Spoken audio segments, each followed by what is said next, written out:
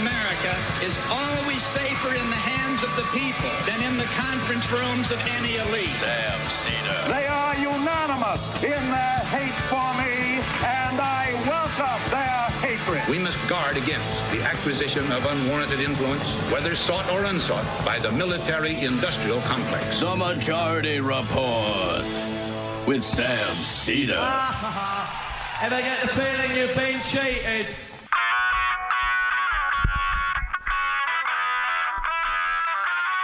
It is Wednesday, May 19th, 2021. My name is Sam Seder. This is the 5-time award-winning Majority Report.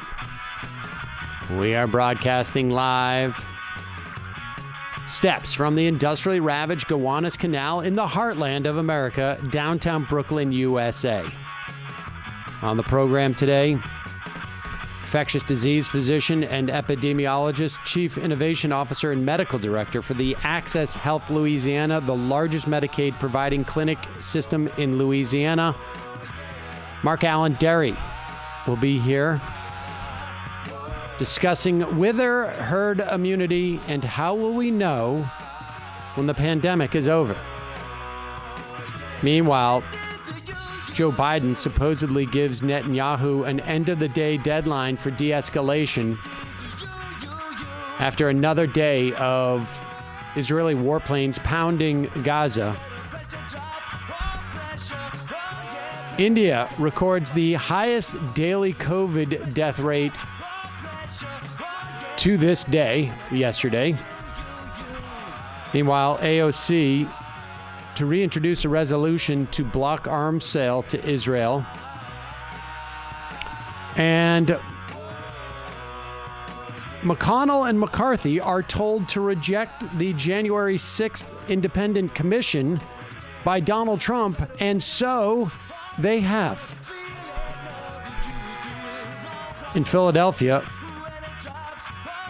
DA Larry Krasner crushes his primary opponent. And Pittsburgh looks like it will have its first black mayor who ran on a complete police overhaul and affordable housing. Good for Pittsburgh. The New York AG announces probe of Trump Inc. is now a criminal investigation.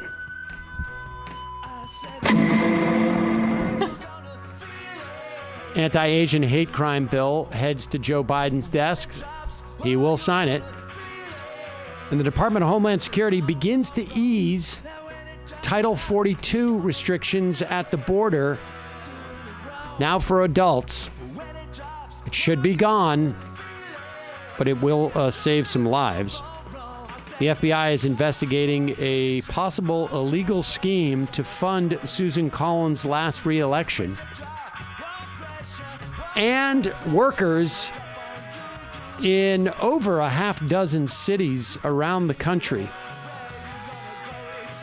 at McDonald's will be walking off the job today in support of a $15 minimum wage. All this and more on today's Majority Report. Welcome, ladies and gentlemen. Thank you so much for joining us.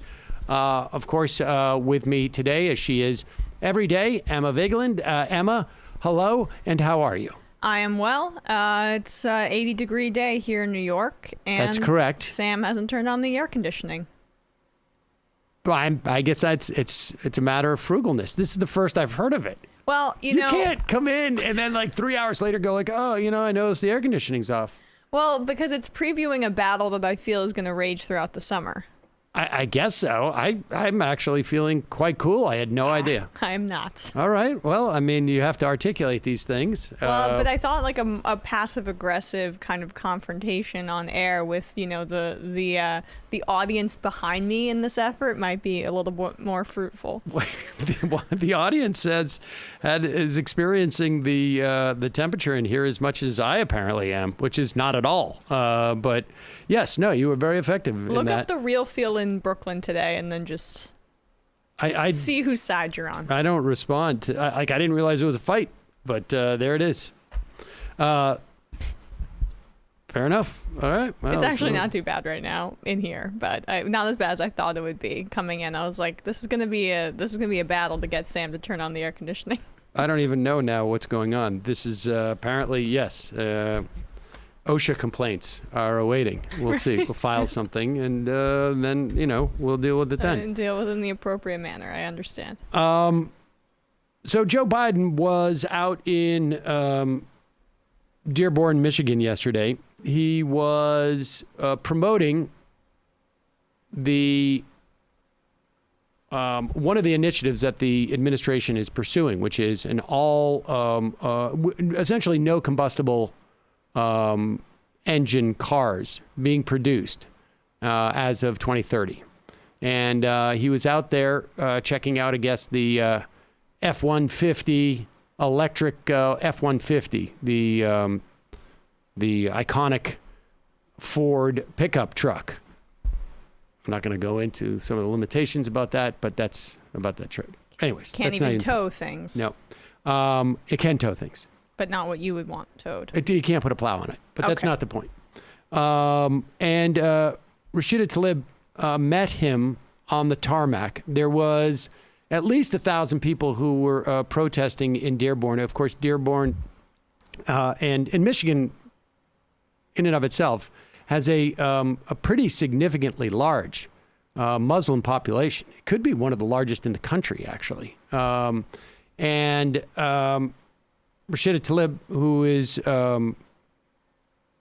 Palestinian descent herself. Both her parents were from Palestine and then immigrated to Michigan. And she met Joe Biden on the tarmac. And here is a series of clips where we cannot hear what she says, but she clearly had spoken to Biden about the situation with Israel, pounding Palestine with jets and bombs, dozens upon dozens of children killed. And obviously another couple hundred civilians at least at this point. And then the second clip is him addressing her in his speech. Here is that segment of clips.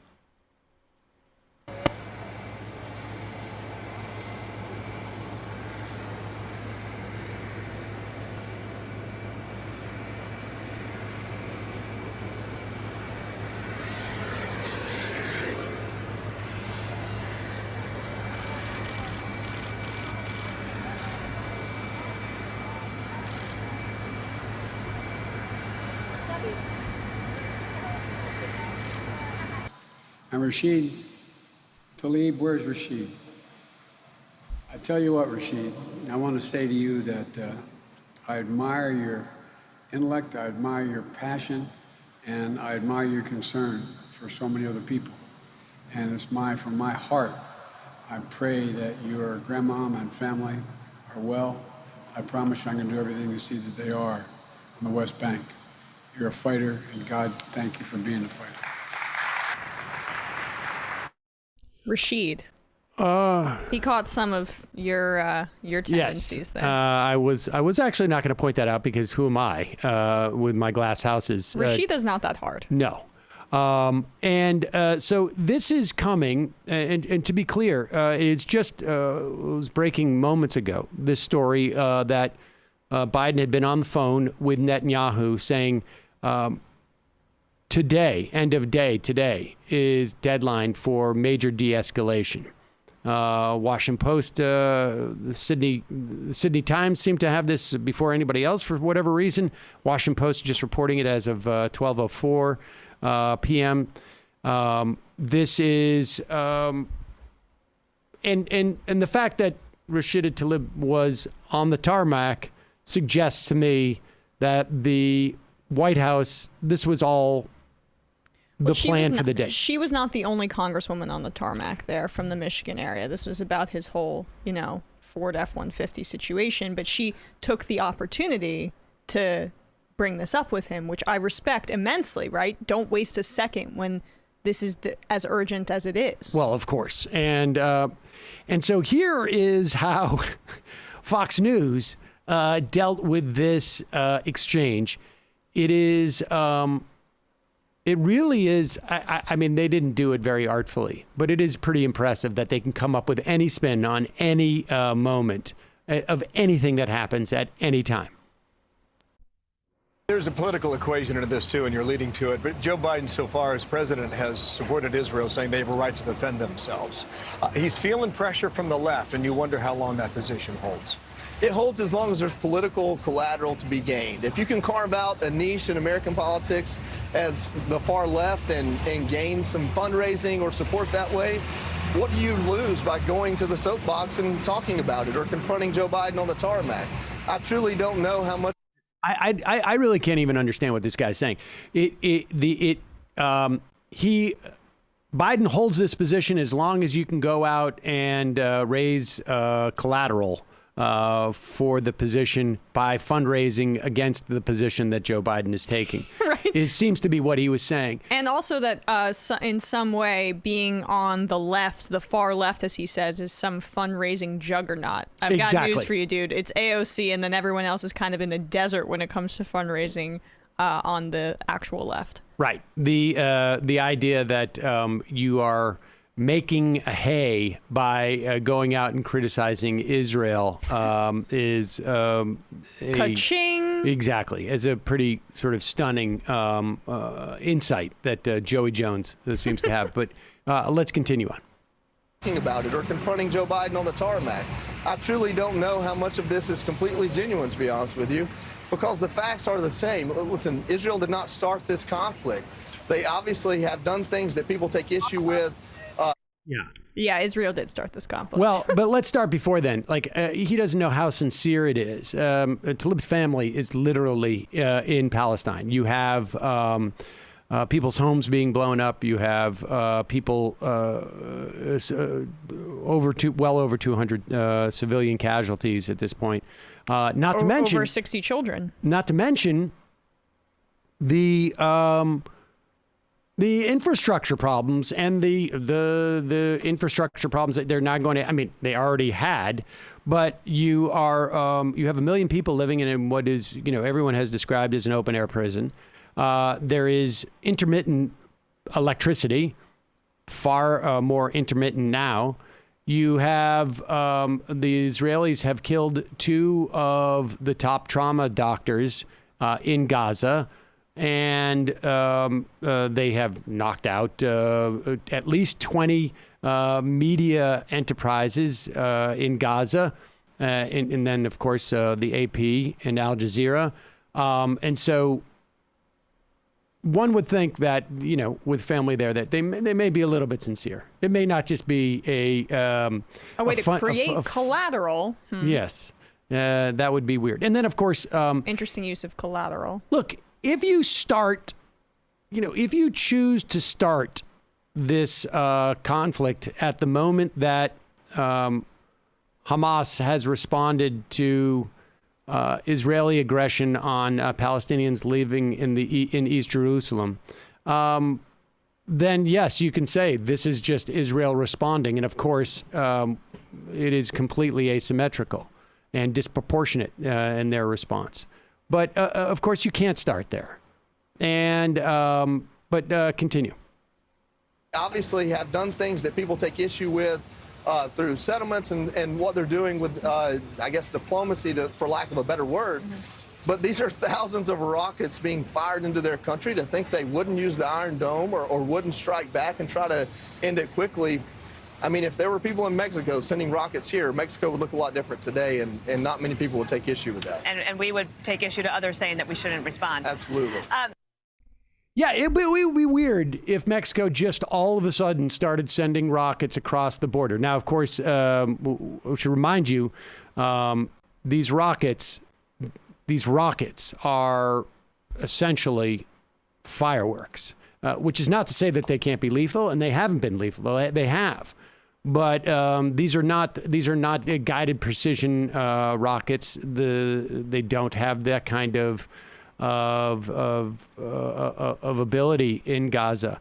And so but if Mexico just started to do that without any provocation, it would be really weird. Yeah, it's not exactly analogous because the United States isn't currently, not that we did do this before, but is not currently invading and taking Mexican people out of their homes and occupying the territory indefinitely and blocking ports so that they're not able to access resources or have clean water or have medical care or have electricity. They have their own sovereign government, for example. Not exactly the same thing. But I'm glad you tried to shoehorn that in. Many odd choices made by Joey Joe, or what's his name? Joey Jeffrey. He's working on it. Yeah. He's working on it. All right, we got to take a quick break. And when we come back, we'll be talking to MarkAlain Dery. He is epidemiologist, infectious disease physician, and he is the medical director for the largest Medicaid providing clinic system in Louisiana. We'll be back in just a moment. Hey, folks, no ads today, but I have been instructed to tell you folks who are on the Discord, if we get like 12 more people to boost the Discord, it unlocks a whole bunch of different features for us. So you boost the server, we're going to get higher quality voice chats, we're going to get video streams, we're going to get more emoticons, and also want to just give... well, we'll do that afterwards. So check it out.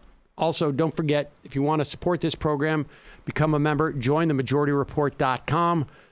Join themajorityreport.com. Not only do you get the free half, free of commercials, but you also get the fun half. All right. Want to welcome back to the show MarkAlain Dery. He's an infectious disease physician, epidemiologist, Chief Innovation Officer and Medical Director for the largest Medicaid providing system in Louisiana, Access Health Louisiana, and recognized nationally by the American College of Osteopathic Internists as the Internist of the Year in 2020. I did not know that, so congratulations on that. And of course, also a founder of a local community radio station, 102.3. MarkAlain, welcome back to the program. I'm here with Emma Vigeland, of course. Hello, Sam, and hello, Emma. Thanks for being here, Mark. Also, you are now the host of a podcast. Should we play that first? I want to play that segment because want to lead into these questions about the vaccinations, where we are, where we need to be in terms of herd immunity, and then ultimately, what constitutes the end of the pandemic. But first, let's lead in with your podcast here. It's animated. I like it. Here we go.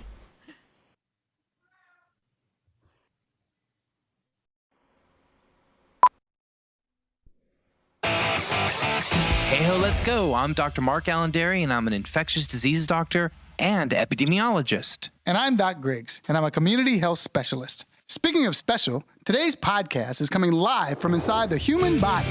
So, Doc Griggs, does that make it a podcast? Dude, don't make me regret sharing my space-time hop trick with you. Thanks, TV sitcoms. So, these COVID-19 vaccines are super safe and effective, and thankfully, were developed quickly in response to the global pandemic. First, let's explain how the coronavirus makes us sick. Ooh, check out those spike proteins on the coronavirus. They help it burst through healthy cells, where it replicates inside, destroying the cells and making us sick. I really hate that dude. The vaccine will take care of him. Vaccines stimulate your immune system to fight viruses. Some of the COVID-19 vaccines work by delivering mRNA to your cells. Think of mRNA as instructions that activate the immune system. Let's check out a healthy cell to see how mRNA works. The COVID-19 vaccines deliver a package loaded with millions of mRNA to your cells. Then the ribosomes read the genetic code on the mRNA like a manual and produce spike proteins that mimic the COVID-19 ones. That stimulates your immune system to make antibodies. Now, off to the lymph nodes. Here's where antibodies are created. The heroes that fight coronavirus. The spike proteins attach to the antibody, leaving an imprint of the spikes, basically setting a trap for the nasty coronavirus. When this part of the antibody attaches to these spike proteins on the coronavirus, it immobilizes the virus and stops it from infecting our cells and making us sick. If an actual coronavirus comes into the body, the antibodies are ready to rumble. Battle faster! That's why COVID-19 vaccines are essential for teaching your immune system how to fight off the coronavirus. And that's our show for today. Ready to roll? I've got this. That is so great. It is so great. I honestly wish I now feel like I should download that to my phone, and so we could just I walk around and explain this to people. But all right, so that's the mRNA. Hold on, Sam. Can I just say real quickly? You actually kind of were the inspiration for that animation, because I think 2 times ago when I was on, you mentioned the vaccine and you were like, "Isn't this the stuff that science fiction is made out of?" Or you made some comment like that, and that was the first time that it occurred to me that people didn't really quite understand how the vaccine worked, and that kind of led to a series of events that ultimately led to that animation. But I wanted to say that you were when you said to me, like, again 2 times ago when I was on, I think maybe in like late summer, you were like, "Aren't these vaccines the things that science fiction was made out of?" And that planted the seed in my head. Well, then it reinforces my belief that my ignorance can sometimes spur on great responses. So there we go. Well, thank you for that. So all right, wait a second. So what we saw was the mRNA. That is the Moderna and the Pfizer BioNTech. How does the J&J and AstraZeneca, which are the other two that we have at least in this country, and AstraZeneca hasn't been approved by the FDA in this country as of yet, but how do they work? How is it different in the way that they work? Right. So they use what's called an adenovirus vector. So what Dr. Kiesmike Corbet did at the NIH was that she figured out a way that was able to introduce the mRNA directly into the cell so that it got to the ribosome. And the ribosome is what I refer to as the 3D printer. And so that mRNA was able to get directly into that ribosome. And then the ribosome was able to make that photocopy and make those spike proteins. And so that was when you said this is the stuff that science fiction is made out of, that is the part that you were referring to. You were like, really? You're going to just inject mRNA into the muscle cells and somehow mysteriously it's going to get into the ribosome? It did. It worked. And that was what was like, that was what so was mind-blowing about these vaccines. And we're going to start seeing a lot more vaccines based on this. Whereas the J&J and the AstraZeneca work on older technology. And what they do is they take an older, they take a virus, adenovirus. It's a virus that causes common cold. So it's very good in getting into cells. And what they did is they removed out the genes that cause the symptoms of a common cold. So they never trigger an inflammatory response. And what they're able to do is they're able to take they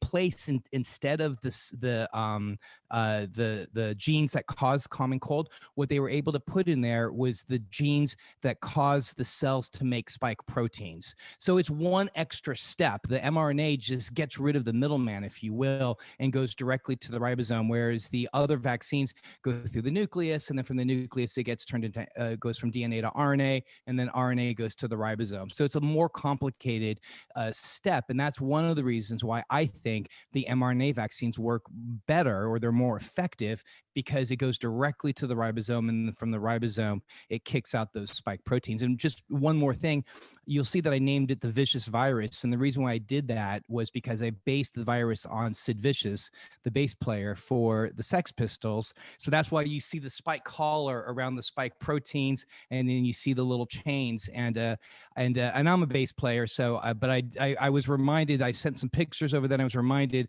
of one of Sid Vicious's best quotes, and he said, "There are two things that I love: beer and my reflection," which I think is a great quote. So anyway, so that was why we made the virus the vicious virus. All right. Well, so just to be clear in terms of those two differences there, at the end of the process, they both create these spike proteins. Yes, exactly. So with the mRNA, what happens to the mRNA? Like great question. It's like Snapchat. It's like the Snapchat of genetic material. As soon as it gets through the ribosome, it goes away immediately. So it's immediately, it never leaves the ribosome. It goes into the ribosome, and then it just disappears. But what it makes instead are those spike proteins, and those spike proteins then go into the lymph nodes, which stimulates the immune system to make antibodies.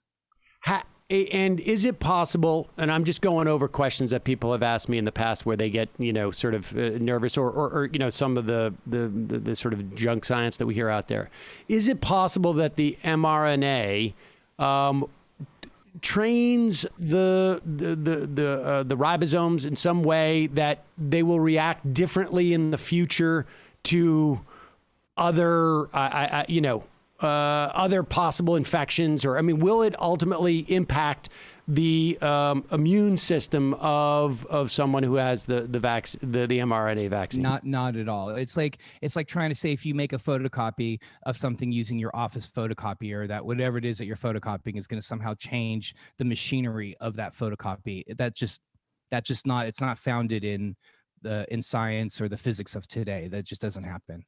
Well, and also we're hearing about the potential for more coronaviruses of this variation, right? Or that kind of like this. Do you think any of this photocopying has impacts on potentially future coronaviruses? No. Where that comes from, those. So the generation of variants, and so it's a great question, Emma. The generation of the variants actually come from people who are immunocompromised, and so people who are. So one of the things that we were going to talk about today was that there has not been a global, equitable distribution of vaccines globally. We know that, right?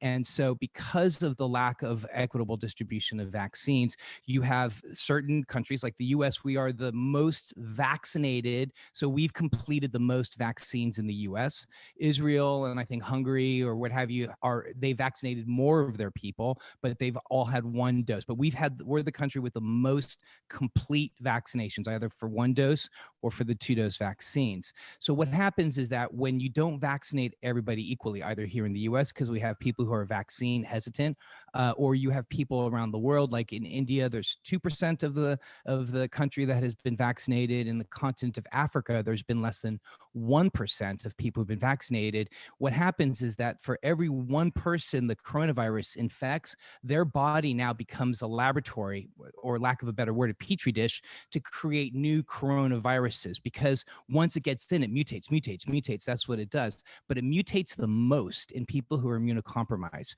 So people who have cancers, leukemias, this sort of stuff. And the reason is that their body's not able to produce antibody responses. So the virus is just able to reproduce. And what we've seen documented, and there was a great 2 articles, one out of New York City and one out of Brigham's Women's Hospital in Massachusetts, and at Boston, what they found was they were able to document 2 different case studies, and they found 2 different people, and they were able to document in these 2 immunocompromised men that over 6 or 7 months, they were making the variants that we're seeing today. Their bodies made the B117, which emerged out of the UK, and they also made the 1351, and which emerged out of South Africa, and P1 that emerged out of Brazil, out of South America. So essentially, it's people who are immunocompromised that are the ones that are generating these variant organisms.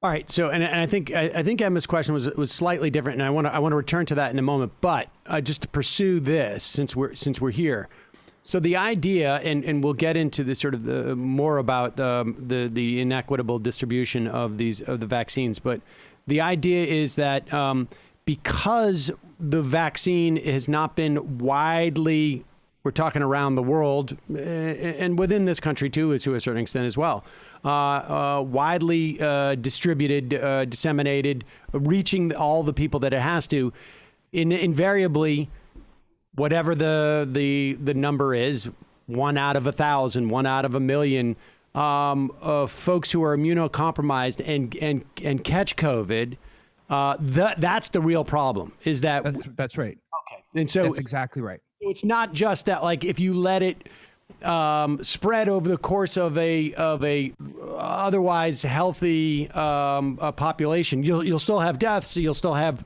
all the problems associated with COVID, but the opportunity for variance comes when it has a host that can't fight it and can only fight it sort of a little bit, and so it sort of creates the incentive for the virus to mutate, but there's no end to that mutation within individuals. That's exactly right. It probably happens in other individuals as well, but it's much the rates are much higher in people who are immunocompromised. Okay, and I think the question that Emma was asking about the mRNA was more about its ability to fight infections in the future. In other words, yes. Are there other coronaviruses out there that have a similar enough spike protein that the possible immunity I have from getting that mRNA vaccine will be like, oh, COVID 2022? Sorry, dude, your spike proteins are just like COVID-19, and so you're done. Yeah. So, Emma, I'm so sorry. That's such a great question. I apologize. I totally missed it. Yeah, so such a great question. So they are working. So initially, when they first worked on the Moderna, because that's what the NIH did, and then they sold that to Pfizer and BioNTech, essentially.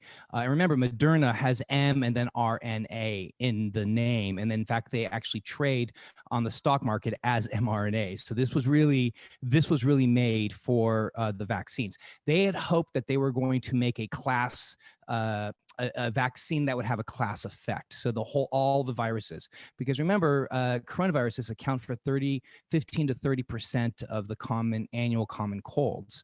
So we're finding right now that that's probably not the case, that this spike protein is probably very unique to the virus that emerged out of Wuhan, and we refer to that as the wild type virus. And the way that we see that is we see that the vaccines aren't as effective. They're effective ish. We don't know 100% because we haven't seen real life data, but we know that they're less effective against other organisms that have emerged. Like I said, the 1351 out of South Africa and P1, and then possibly 1617 that has emerged out of India as well. So what they are doing right now, and so this is why it's such a great question, Emma, is just last week was the first evidence that emerged that they actually are trying to now work on a vaccine that has a class effect. So answering basically what you're asking. So ideally, that's where we want to go. We're not there yet, but we're working our way there. Does the fact that and again, we should say, like, I mean, this is the thing, is it's so hard. The one thing I've learned over the past year and a half is that it's so hard to say anything with 100% confidence, because we're just getting more and more data in, and it takes a while for this to compile. And also, as a world, we don't have a great system for this to compile this data, it feels like. But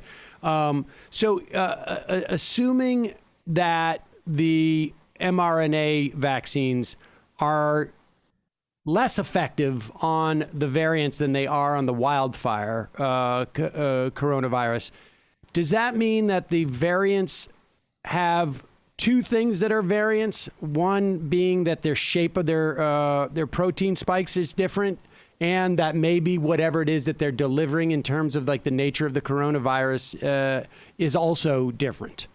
Right. So it's a great question, Sam. So the wild type, everything that we did was based on the wild type, right?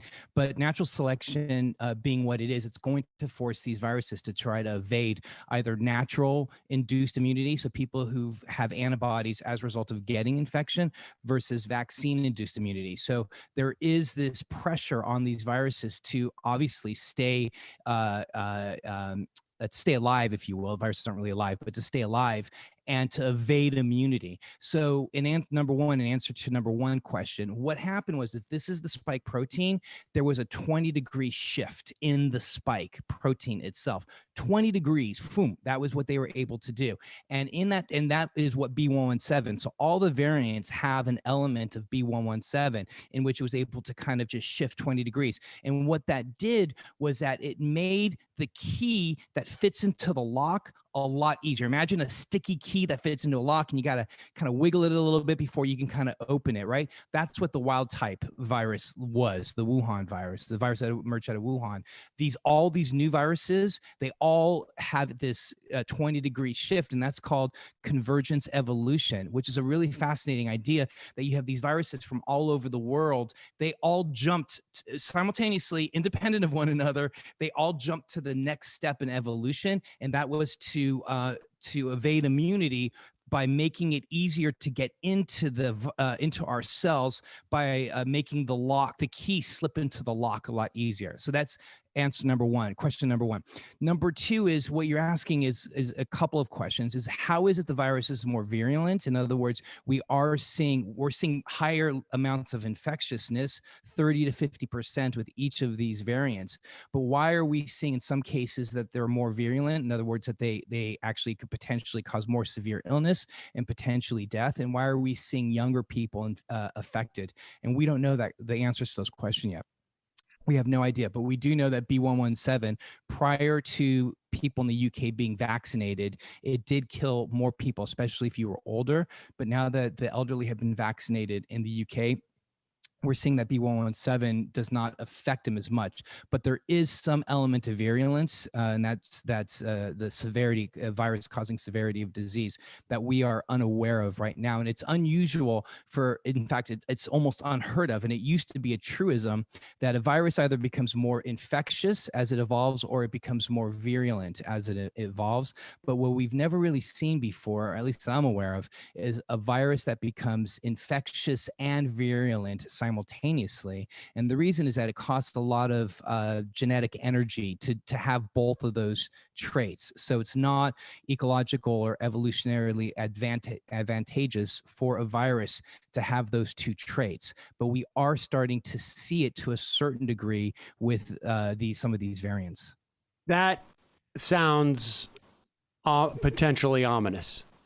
Yeah, I mean, the vaccines are really incredibly effective. I mean, like the mRNA vaccines are unbelievably effective, and as are the other ones. Novavax is really fascinating how that works, and that's and that has 92% efficacy. That is now circulating around the world.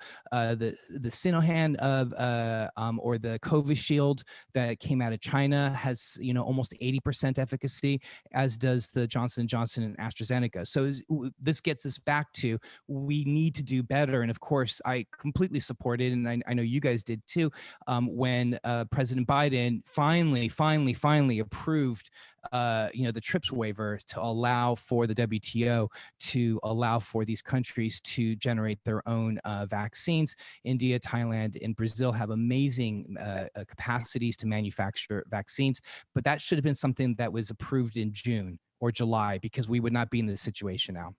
Let me ask you about that, because my understanding too is that, and we heard Fauci mention this too, the transfer of technology, that when we changed the patent regime in this country and really around the world in the 90s with the WTO, that we allowed a company like Moderna, let's say, or Pfizer, to sort of keep a certain amount of the best practices, let's say, in producing the mRNA secret. Where it used to be to apply for a patent, you got to give us all this stuff. We protect it as a government from other people using it, give you a legal right to sue or whatnot in the future. But in the 90s, we changed that so that they could hold back this material, and there was no and they have no legal obligation per se to provide it in this instance. So how do they get around that? How does a factory in India or wherever it is, that is going to produce the vaccine? Okay, Moderna said you can have the patent in terms of the ingredients, but we're not necessarily going to give you the best practices on how to make it because we don't have to. Right.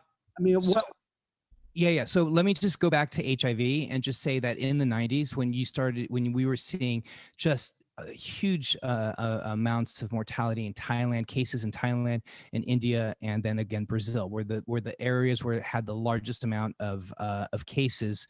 They just went ahead and then just started generating their own HIV medications based on what the U.S. was producing, and the U.S. manufacturers tried to sue them, but they were essentially shamed on the world stage because they were like, no, we need these medications to keep our people alive.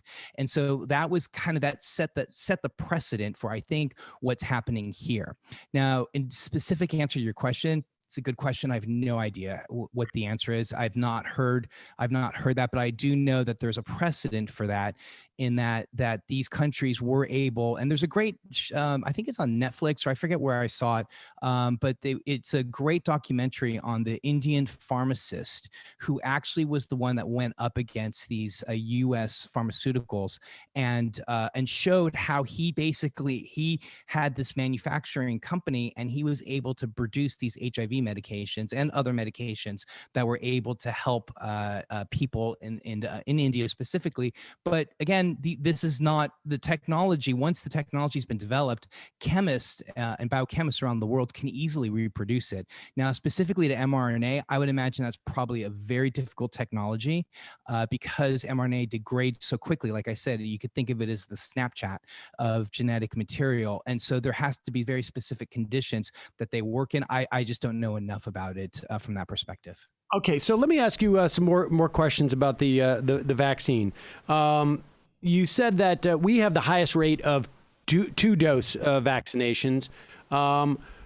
In retrospect, I think the last time we spoke, there was a question as to whether this country would pursue the double dose, get everybody fully vaccinated first, and then, or whether we would sort of punt on the second dose and try and get more people vaccinated with a single dose.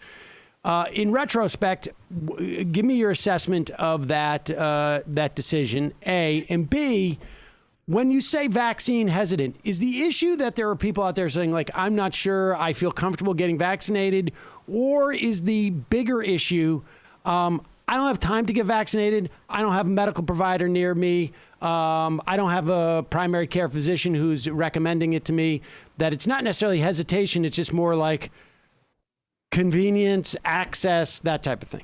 Sure. Two great questions. So the first one was looking at the delay of vaccine.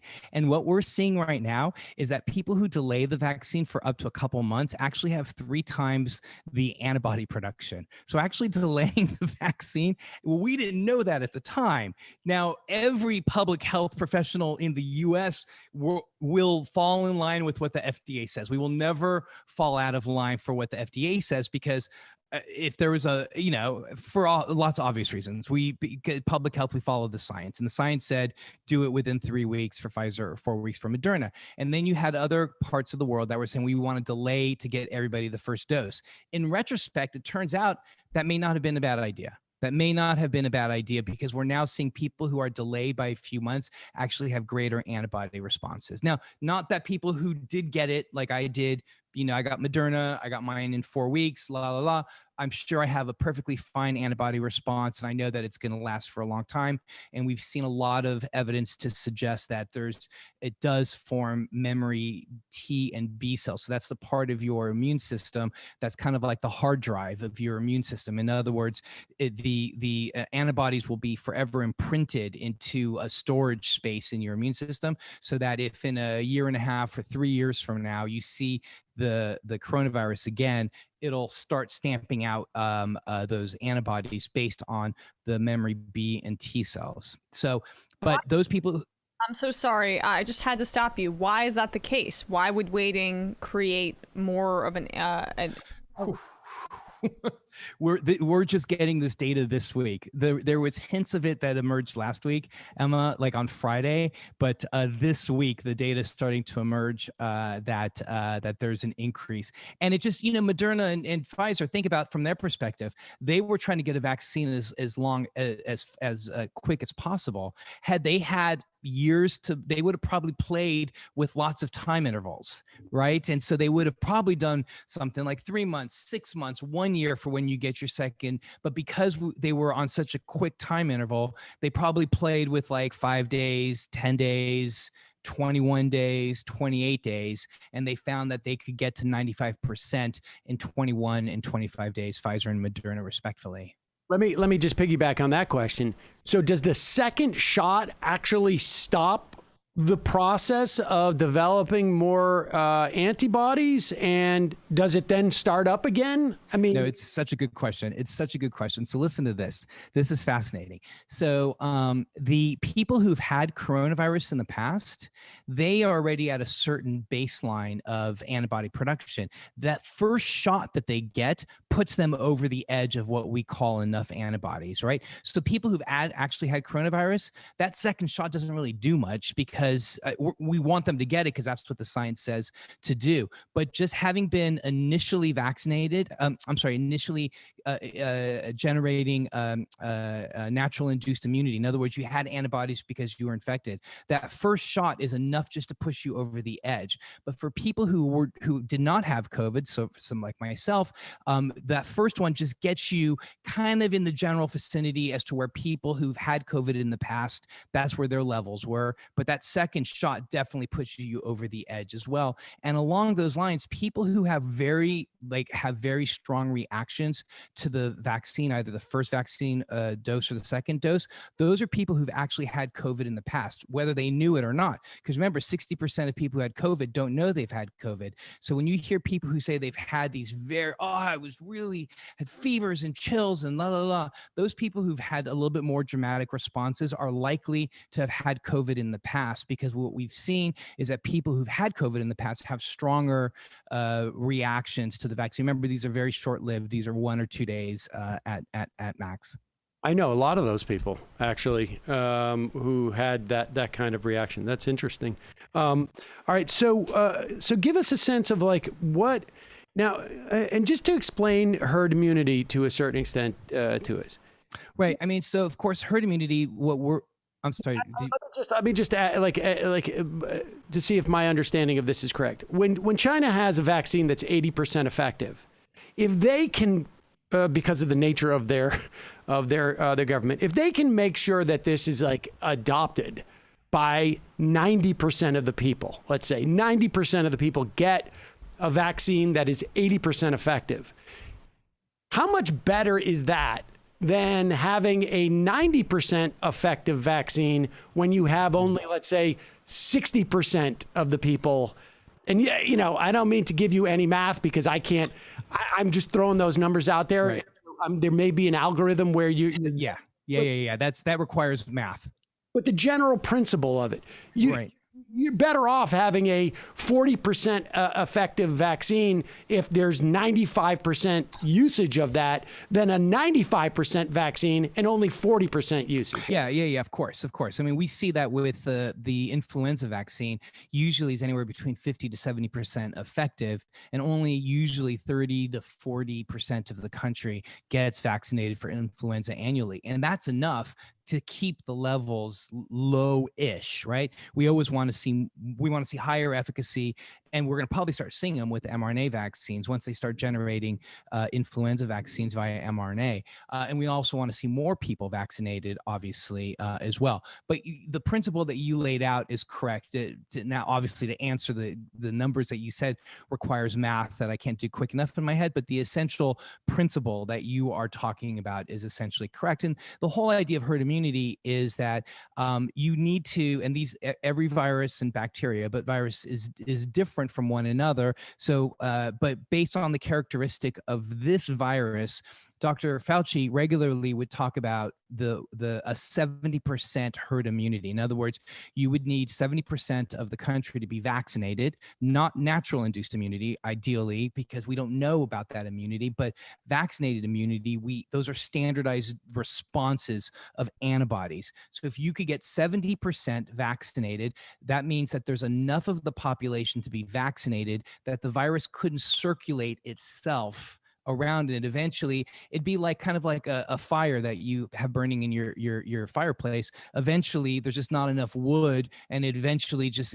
without the wood and without the oxygen, the fire just kind of eventually peters out. And so that's essentially what happens with herd immunity. The idea of getting as many people vaccinated as possible to give less oxygen, quite literally, to the virus to circulate. However, with that was based on the variant that emerged out of Wuhan. Once we started to get these variants that emerged out of South Africa and out of UK and that out of Brazil, we know that because they're more infectious, because of that 20-degree shift in their spike protein, so because they're more infectious, we need to have something more like an 80 to 85% herd immunity. And we're never going to get there, right? I sent you that. I don't know if you saw the one slide I sent that shows you that when you add together the natural induced immunity, there you go at the bottom, if you show together the natural induced immunity with immunity from vaccination and past infection, and then immunity from vaccination only, that only gets us to 64%, whereas where we want to get to is 80 to 85%. So this is why you're starting to see a lot of stories. This week, there was a ton of them in the Washington Post and New York Times that said, stop thinking about getting to herd immunity. We're not going to get to herd immunity. Where we're going to ultimately get to is a place where we're going to be living with coronavirus probably for decades, maybe our lifetimes. Maybe it'll eventually just kind of, remember, the 1918 influenza virus that we see today is still a remnant of the one that came from 1918. So there's still an H1N1 virus that's circulating. That's the influenza virus still circulating. And that is a remnant of what we saw in 1918. I have a suspicion that we're going to be dealing with coronavirus, not like what we saw in 2020, because that was very dramatic. We had no immunity to it whatsoever. Now that we are getting more global immunity to it, we'll probably see pockets of infections happen in different parts, and we're going to probably see variants emerge. But I think that we, in answer to your question at the very beginning of the show, Sam, where do we see an end to the pandemic? I think we're starting to see the light at the end of the tunnel. I think we're never going to be free of coronavirus. We're going to have to deal with it. But I think that we're going to be reaching a place now where we're going to be able to start living life a little bit more normally. The one thing that is going to always be hanging kind of around us and be very, very considerate about is what these variants are going to look like. Could there be a 2022 that pops out of somewhere and then boom, causes problems? That is always a potential that could be there. All right, I want to take a break now, and then when we come back, we'll have 3 or 4 more minutes. I got a couple more questions, particularly about the latest mask recommendations from the CDC. We'll take a quick break. We'll be right back with MarkAlain Dery.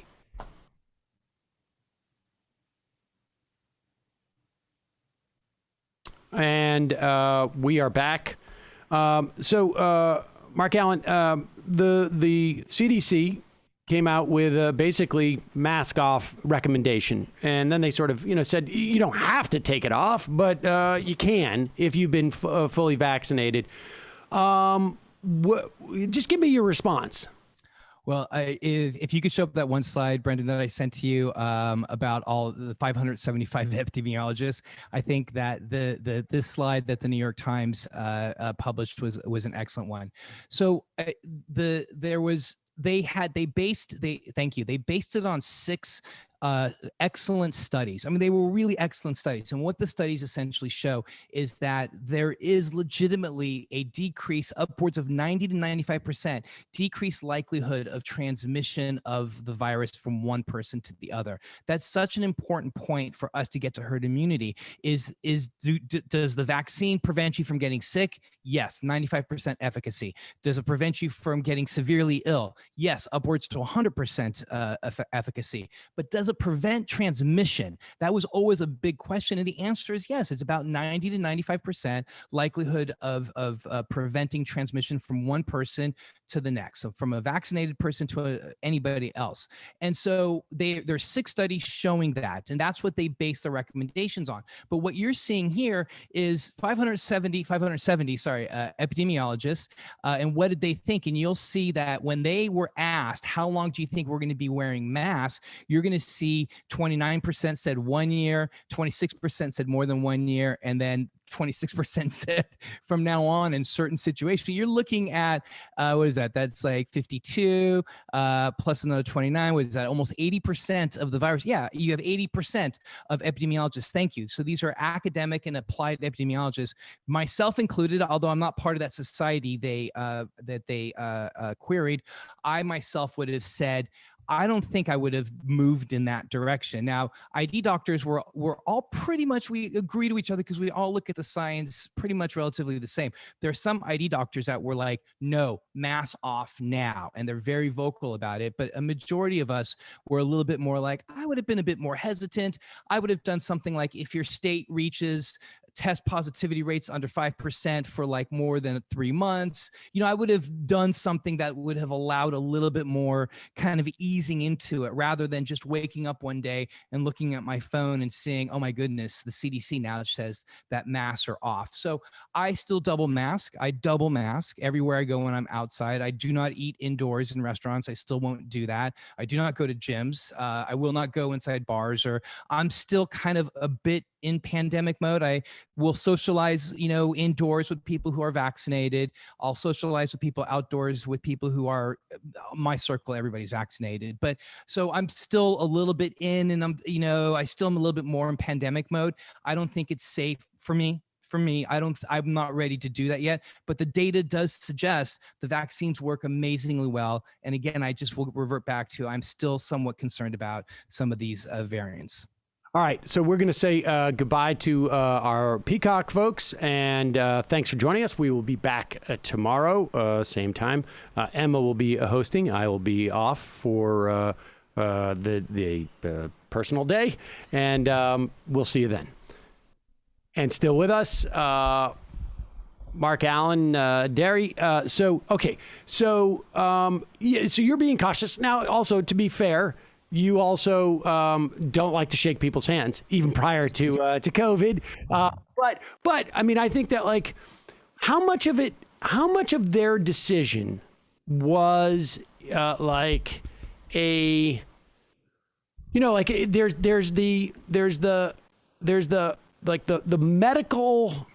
The medical implications of something, and then there's the sort of the public policy implications where there's the medical implications are associated with that, but you want to encourage people's behavior, right? That's not a medical issue per se.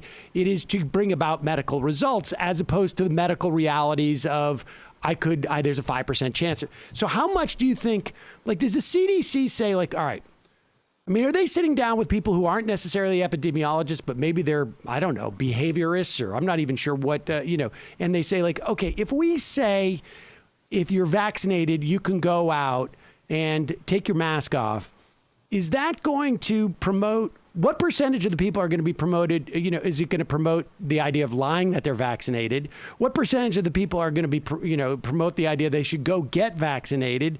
And I guess maybe like the other question would be like, and how much of a health benefit would it be to people to be able to feel like they're free from this, from a cortisol production standpoint? Like, I mean, is that their calculation? Right. I would like to think that it would be, and that it was, but based on this recommendation, I'm going to say it wasn't. That I think that if there had been some sort of sociologist or behavioral psychologist that specialize in human behaviors, or even anybody that deals with or knows how people who are in stress situations, like you're saying, high productions of cortisol, that those specialists would have probably advised the CDC. What they did was rip the Band-Aid off right away. And I'm usually a rip the Band-Aid off type of person, quite like personally, like I'll just rip the Band-Aid off. But I'm also in my personal and professional life, I also like to be very abrupt and do things because that's just the way that I work with. But when it comes to public health messaging, boy, oh boy, did the CDC get things wrong multiple times. And this is just another example of how they got it wrong. Now, again, you're going to find some ID docs and epidemiologists that say, no, it was time. The science was there. We just just need to do it. But I just personally disagree. I personally disagree with my colleagues. The CDC was wrong about the aerosolization. They knew that this virus was aerosolized for a very, very, very long time, and they just changed their website just a week and a half ago to saying that this was aerosolized. I was, I think, here a year ago, more than a year ago, in April, and I was saying the only way this virus would be circulated around the world the way it is that it has to be an aerosolized virus. They knew it. I'm just some chump, like, living in New Orleans. I'm a little guy in New Orleans practicing medicine and public health. Those guys have the best science in the world, and they did not come clean with that. The other major error they made, one quick second, was that they knew that there was less than a 1% chance of transmission outdoors, but they kept us at saying that there was a 10% chance of transmission outdoors. And so they knew that science, they knew it. They have the best aerosolization or access to aerosolized science than anybody else. And so this was just another flub, if you will, blunder, however you want to say. But the CDC, and I've always championed the CDC. I've had personally hard times with the CDC, just in my personal or my professional coming and dealing with them around the world. But that's just doctors being doctors. That's I expect that. But in terms of their public persona, it has been very problematic, and they have put people like me in very awkward positions who are public voices for New Orleans or for different regions of the country, where I have to stand up and actually try to interpret what they're saying. And it's just been problematic. But why? Like, why? Like, I mean, you did. It was April. I don't know the exact date, but in April, I distinctly remember you saying to me, like, there's basically 3 ways of transmitting this: air, air, and air. And this was April. I should be clear, April 2020, not April 2021. Why didn't they? Like, I don't know, and remember, I was also telling you, hey, I'm wearing masks now. And I don't know why the CDC is not talking about masking right now. And I think soon afterwards they did. I think that under the Trump administration, that was one thing that we know now that they were bullied. We know now that there were 2 Trump acolytes, if you will, that were in the CDC that were running roughshod. They were changing their data and their publications or what have you. Under the Biden administration, they're making a big deal that we are separate from the Biden administration. In fact, if you read reports, the Biden administration will say they were equally as surprised when the mask mandate, when they got the news last Friday. There was no heads up. There was no, they weren't told about it. So Dr. Walensky comes from Harvard. She runs the CDC. She ran the section of infectious diseases at Harvard. She's an incredibly brilliant physician. She's never run a government agency before. She just now lost her second top level employee or lieutenant, if you will, right-hand person. So I don't know if they were slated to be retired. They were going to retire anyway. So I think that I think she's just kind of getting her feet wet, if you will, and kind of getting used to how to run an agency like that. And I just wouldn't be surprised if this is just maybe her just going through some rookie kind of steps, if you will, and that's where we are. But the question as to why, Sam, there's a lot of us that are scratching our heads saying the same thing. And so what would you like? What is your assessment? I mean, you had the biggest Medicaid provider in Louisiana. What is your assessment about the rate of why the rate of vaccination hit a wall? And then I have another question about the J&J. Got it. So the number one predictor, unfortunately, is really, and it kind of pains me to say this, but is where your political beliefs lie.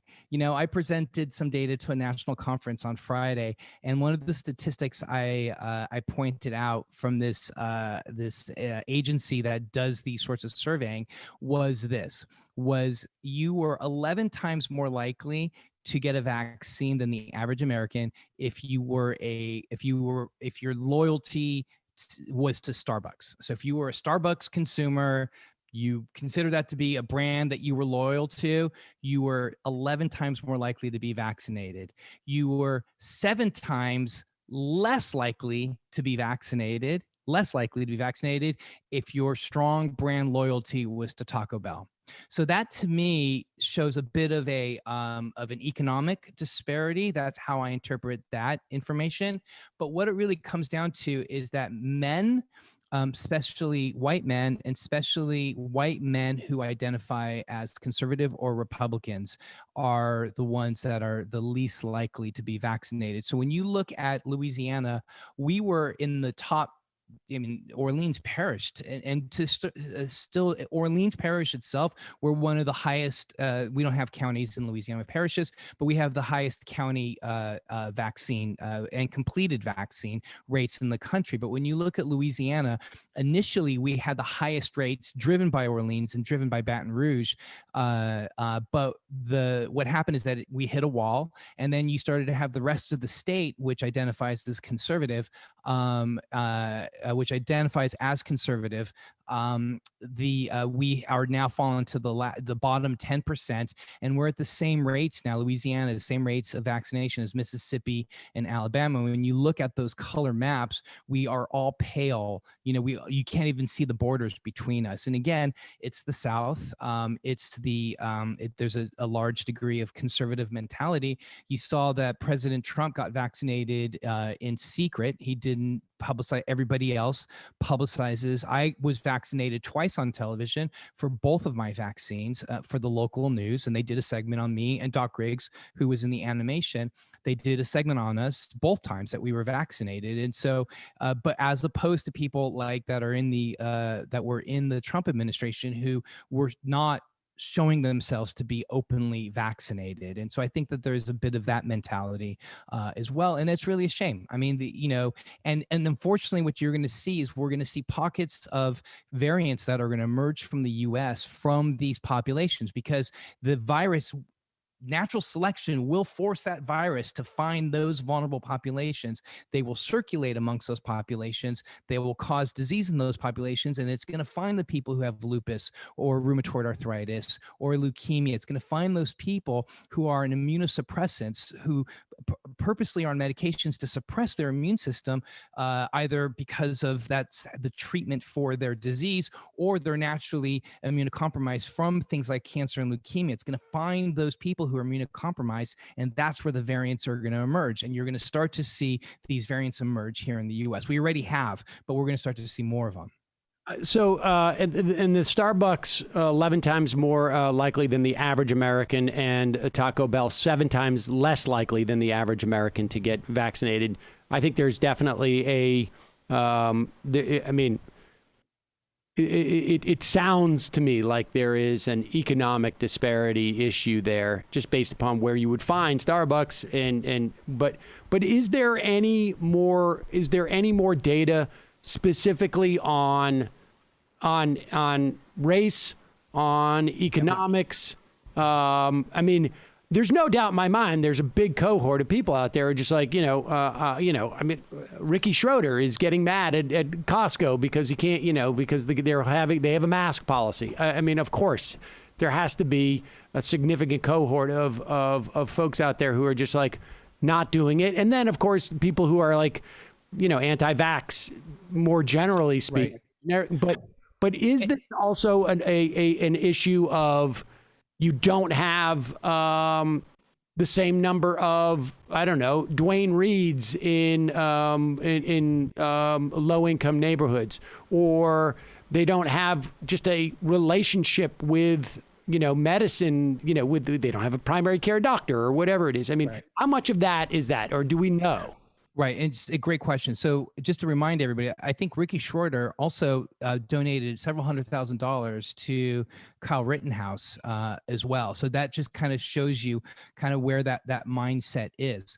So I'm working on a book right now looking at the history of racism, discrimination, racism, misogyny, and trans and homophobia in medicine. So I've got the first 5 chapters written out of 20. It's slow going, but I'm working on it. And one of the things that I work on and read about and I'm close friends with is Miss Jean Heller. Jean Heller was the journalist. She was 22 years old working for the Associated Press when she broke the story on Tuskegee in 1972. And her story obviously made was the front of the New York Times and triggered it shut the study down. Obviously Tuskegee is now, and I live in the South. I live about 5 hours from Tuskegee, and I visit it and have visited it. And we live in the long shadow of Tuskegee. And initially, myself included, as well as Doc Griggs, who I work with regularly, we were fearful that specifically within Black and brown communities or communities of color,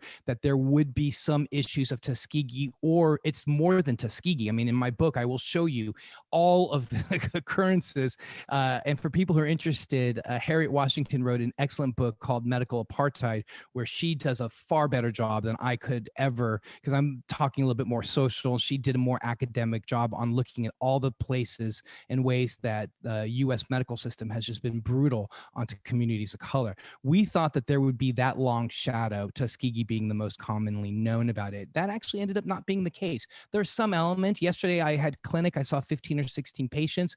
It was my HIV clinic in New Orleans. 70%, I would say, about 60 to 70% of people living with HIV are people of color. Yesterday I went through and asked all my patients, have you been COVID vaccinated? I would say about 30% of them were no, and a majority of them were, I'm afraid of, kind of like, and they were hinting and kind of walking around Tuskegee. They know me well. They can talk about this stuff.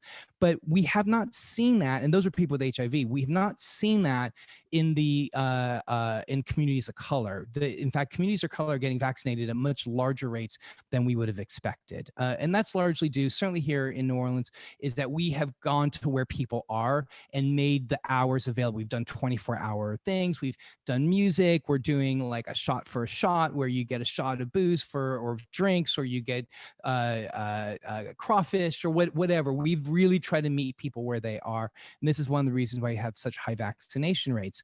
And that's that way around. You have Ohio that's doing an amazing job. Their rates of vaccination went up significantly because they're offering 4 $1 million options as a lottery to get people vaccinated. And they're also offering like 5 full college scholarships to encourage young people to be vaccinated. So that's the way that needs to be done. And in fact, that's where I'm going next to encourage. We're going to probably get a pocket of money here very soon. That's going to be a donation to us. And what I'm going to use that money for is to encourage, we have 50% vaccination rates within the Access Healthcare system. So I'm going to try to encourage more vaccinations through developing incentives. And we're going to do the same thing for patients.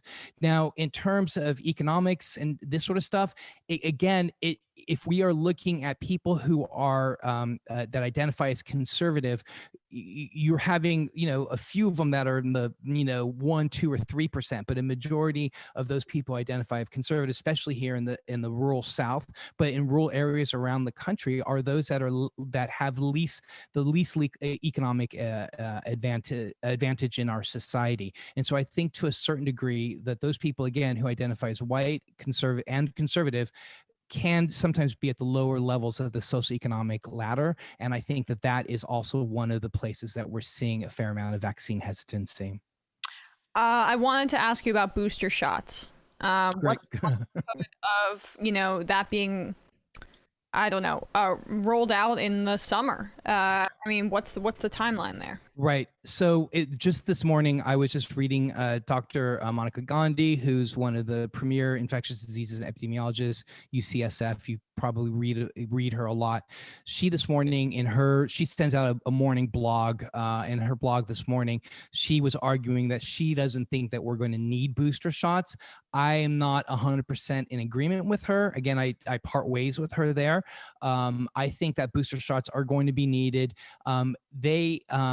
All 5 major pharmaceuticals did actually create booster vaccines for once it became clear that there was less of a vaccine efficacy for the South Africa and the P1 variant, right? The 1351 and the B1. And so I think that if we start to see that the vaccines we have now are not as effective, they may roll them out. But I think at this point, booster shots, if you'd asked me in fact, the next video in the video series, Emma, is going to be significantly on how booster shots work and why we need them. And we use a bunch of fairy tale we mix a bunch of fairy tale metaphors. That's going to be ready in about 2 weeks or so. But I think that booster shots, at least I did, 2 months ago when we developed that second in the series of this animation, was focusing specifically on booster vaccines, in the fact that we need to cover the variants. Now, we may not need them now because maybe the vaccines are covering the variants that we have now, but we never know what we're going to need in the future for that COVID 2022 that may still be out there. But the good thing about it is that these mRNA vaccines can be developed so quickly, and they're not going to need to be tested because we know the safety element that's associated with them. So there isn't going to be the need to test them, and we can make them very, very quickly, especially if we keep up the production elements that we have now. Thing is that we just don't have enough glass vials. That's why we have to batch them in 5 and 10 doses. We don't have enough syringes, and so hopefully we're working on all that stuff now, so that if we do need boosters in a real quick manner, that they'll be available rapidly. MarkAlain Dery, I can't tell you how much I appreciate your coming on and laying this out. It is incredibly helpful. Every time you're on, we get a lot of requests to clip your appearance because you lay it out and explain it with such clarity. And it's, we talked about the CDC, some of the failures. It is so desperately needed. Thank you so much for coming on. Where can people find those animated videos you're putting out and get more information that you want people to find? Thank you so much. Yeah, so I do have a daily 10-minute podcast called COVID Noise Filter, 10 minutes of just COVID news based on social, economic, and racial justice. And we talk about a lot of things that we've talked about today. You can find that on all the platforms that you find a podcast. Again, 10 minutes every morning. Again, Sam, based on on your the idea came from the quickie that you guys do as well. So thank you for that great idea. Then also the video that we saw at the top of the hour actually dropped officially today. So there's a noise filter show YouTube channel that we just put up, and that's where that animation is there. And I sent the link to Brandon, so hopefully you guys can put it there, and if we can get people to circulate that would be great. Ultimately, what we want to get to is maybe even a noise filter rocks type of thing where we do these 1 minute musical type of kind of focusing, kind of rehashing Schoolhouse Rock, but instead of doing it on civics, we want to focus on health equity, disparities, and empowering young people to go into the STEM sciences. And then also, I'm also founded across all the social media platforms at the Dr. Dery, the DRDERY. Thank you so much. Really appreciate it. We'll put Thank you so much. The podcast and YouTube description. Thank you, Sam, and thank you, Emma. I appreciate it so much. Thanks so much. Bye-bye. All right, folks, we're going to head into the fun half. Just a reminder, your support for this program is what makes it happen. You can become a member at jointhemajorityreport.com. Jointhemajorityreport.com. Don't forget, check out our Discord, boost our server. Check out the AM Quickie at amquickie.com. And check out Nomi's show today at 3 p.m. youtube.com/The Noma Keys Show. And you can find that on Twitch TV as well. Joining us in just a moment will be Brandon Sutton, host of the Discord. Discourse, sorry, not the Discord. I said that earlier. All right, well, Matt, let's go to you. What's happening in the Matt Leckian universe?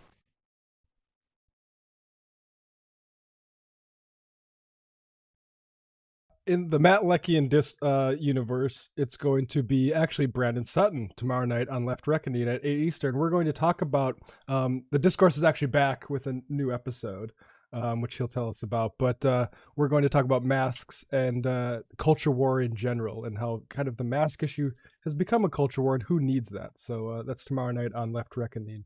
Patreon.com/Left Reckoning. We're 5 away from 800, folks. So whoa, if you want to be among those first 800, which is the sweet spot. So check that out. Brandon, welcome. Oh, thank you for having me. I'm sorry. I heard you talking about me, but I was foam rolling, so I had to like jump up from the floor to get here. No, I understand. I'm actually going to do some foam rolling myself in a moment. But let me ask you, what's happening on the discourse? Well, as Matt Lech, big fan of my own show, apparently, has been telling you, we have a new episode out. I've lived up to my promise, even though I'm a little bit fluish from my second dose. A little bit fluish in my Wi-Fi has been acting up. So, if you see a little bit of the internet jiggling, that's just the reception. But no, same as always, we're going to be having another show coming out this week. And I will also be theoretically getting my streaming up. So look forward to that. Great. All right. Well, we're going to head into the fun half. Don't know if we'll take calls, but 646-257-3920. Be right back after this.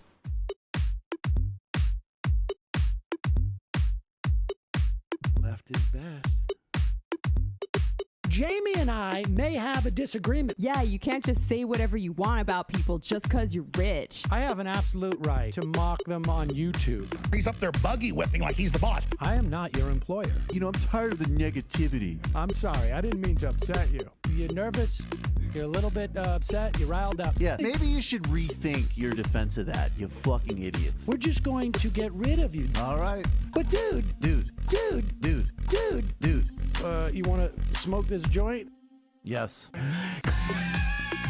Do you feel like you are a dinosaur? Some good shit. Exactly. I'm happy now. It's a win-win. It's a win-win-win. Oh, hell yeah. Now listen to me. 2, 3, 4, 5 times. 847-906-501-457.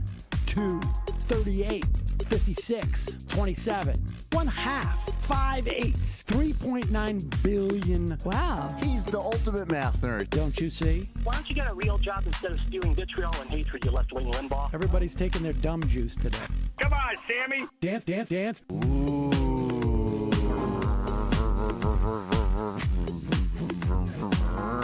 Rand Paul. I had my first post-coital scene with a woman. I'm hoping to add more moves to my repertoire. All I have is the dip and the swirl. Fine, we can double dip. Yes, this is a perfect moment. No. Wait, what? You make under $1 million a year. You're scum. You're nothing. Excuse me? Fuck you, you fucking liberal elite. I think you belong in jail. Thank you for saying that, Sam. You're a horrible, despicable person. All right, gonna take a quick break. I want to take a moment to talk to some of the libertarians out there. Take whatever vehicle you want to drive to the library.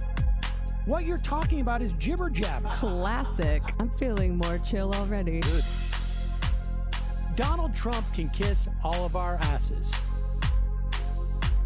Hey, Sam. Hey, Andy. You guys ready to do some evil? Hitler was such an idiot. That guy might be a Nazi. Agree. No. Death to America. You. Yes. Wow. Wow, that's weird. No way! Unbelievable. This guy's got a really good hook. Throw our hands up. Ooh. Wow. But Sam, I gotta get off. No worries. Let's.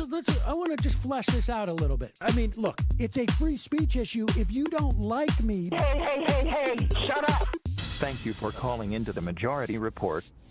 Sam will be with you shortly.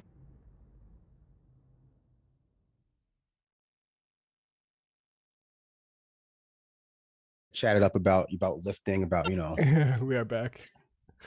We are back. I'm holding down the fort for Sam right now. I'm going to read this I am because it kind of pertains to what we were talking about here. If you call into the show, you would have heard our conversation from behind the scenes about stretching. Jonathan Armstead says, Emma and Brendan, you work out a ton. I would not say I work out a ton. Brendan. And Brandon. It says Brendan, so this will be for Brandon and Brendan. I don't work out that much, actually. I look like this normally. I only go to the gym to take photos. Yeah, well, I mean, take a photo and leave. That's what you're supposed to do. How are your gyms treating masks? My own recently had to send out an email to us reminding people that masks should be worn inside. Recently, a huge security guard who looked like a stunt double for The Rock and Vin Diesel had to remind a guy, much like the Starbucks and Taco Bell analogy. I wonder how this works for people with access.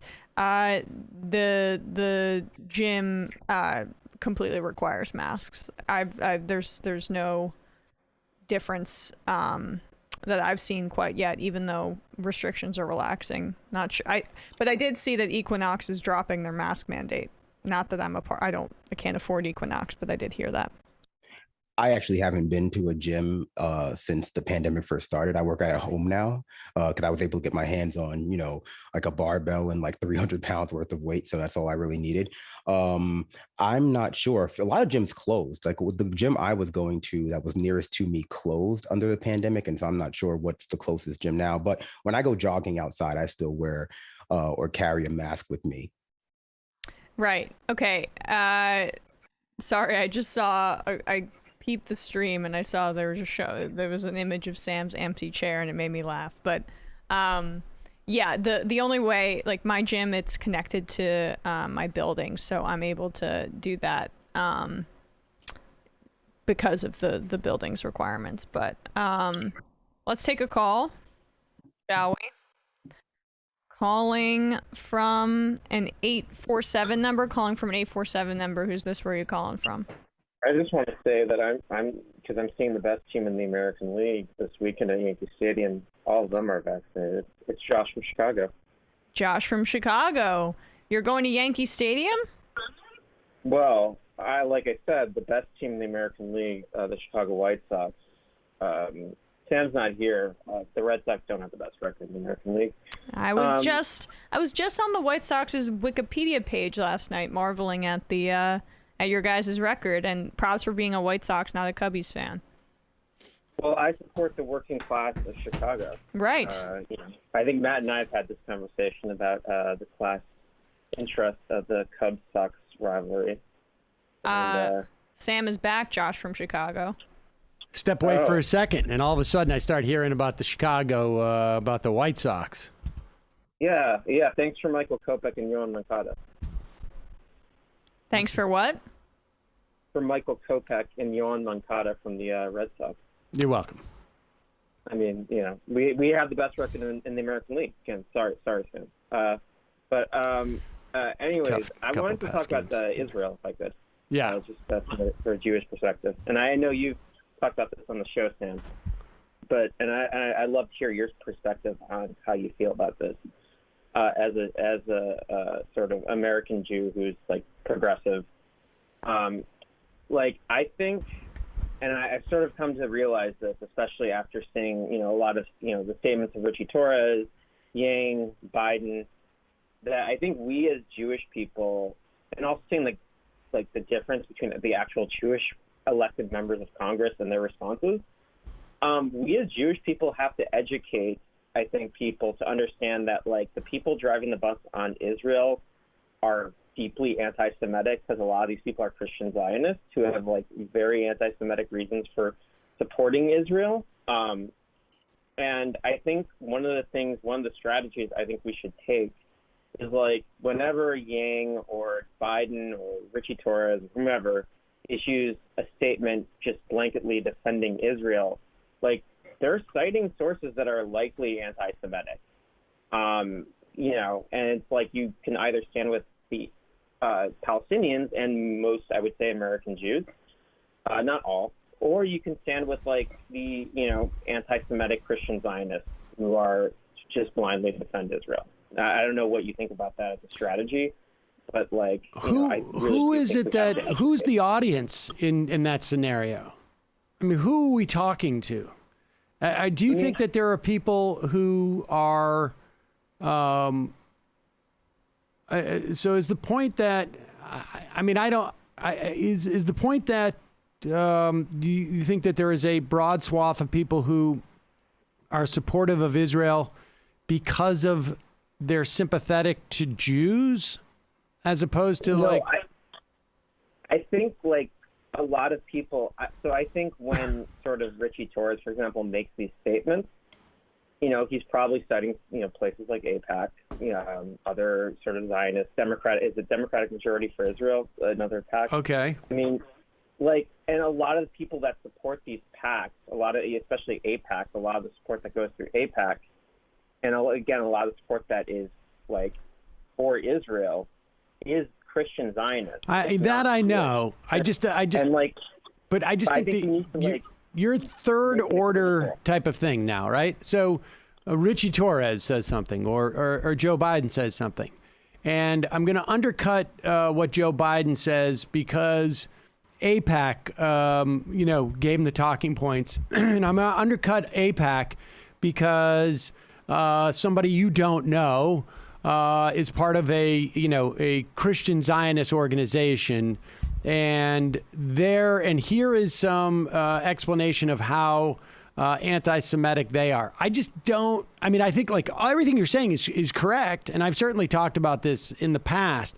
But as a rhetorical tool, no. I think that I just don't know who the audience is for that, and it's fourth order. I mean, if you have the opportunity to sit down with someone for an hour and say, look, you should know that, some of this is supported by Christian Zionists, but that in and of itself doesn't necessarily, I mean, Israel has been reaching out to fascists in Europe because they're supportive in that moment. There's quotes from Israeli generals who are walking, Christian Zionists around Israel, and somebody says, you realize these people are hoping that there's an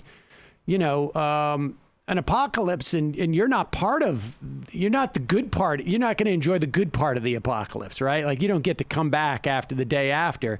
And he's like, when that happens, we'll deal with that then. But for now, I'm taking their support. I mean, I think the point is that you don't have to do these knock-on issues. I think the idea is that it's take on the concept from the very beginning. Israel has a right to exist, but it doesn't mean that they have a right to threaten the existence of Palestinians.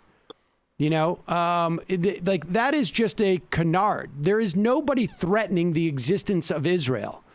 The fact that Hamas does or does not recognize the existence of Israel is completely irrelevant. It's just it's a completely irrelevant thing. It's a, I mean, I don't know. Would it do? If we're, do we justify? Would people feel comfortable if Iran attacked the United States because the United States says we're for regime change in Iran? I mean, no. I mean, it's just it's an absurd equation, and they want to end the conversation there. So I think, basically, you just, here's the bottom line. We're supporting a country that has far more power than those people they're killing, and that's why you see that in the numbers. They are basically, jail keepers for an open-air prison. They are oppressing and suppressing these people. And here's the other thing. This has been going on, this iteration of this version of it, right, has been going on this specific sort of epoch where, has been going on for at least 25 years, this sort of cycling through that we're going to go through, and it's not working.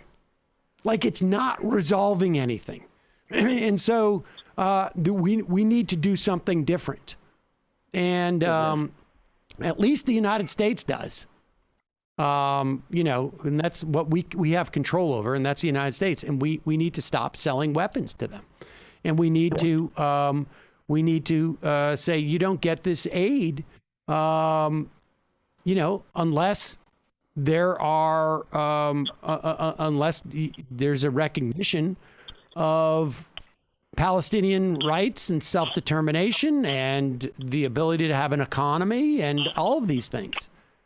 I don't know what it is that Israel imagines is going to be smuggled into Gaza that they won't be able to respond to, right? They're not going to be smuggling in a jet, a warplane. Right. And, I just, you need to allow Palestinians their humanity and their right to exist too. So I would just keep it on that level.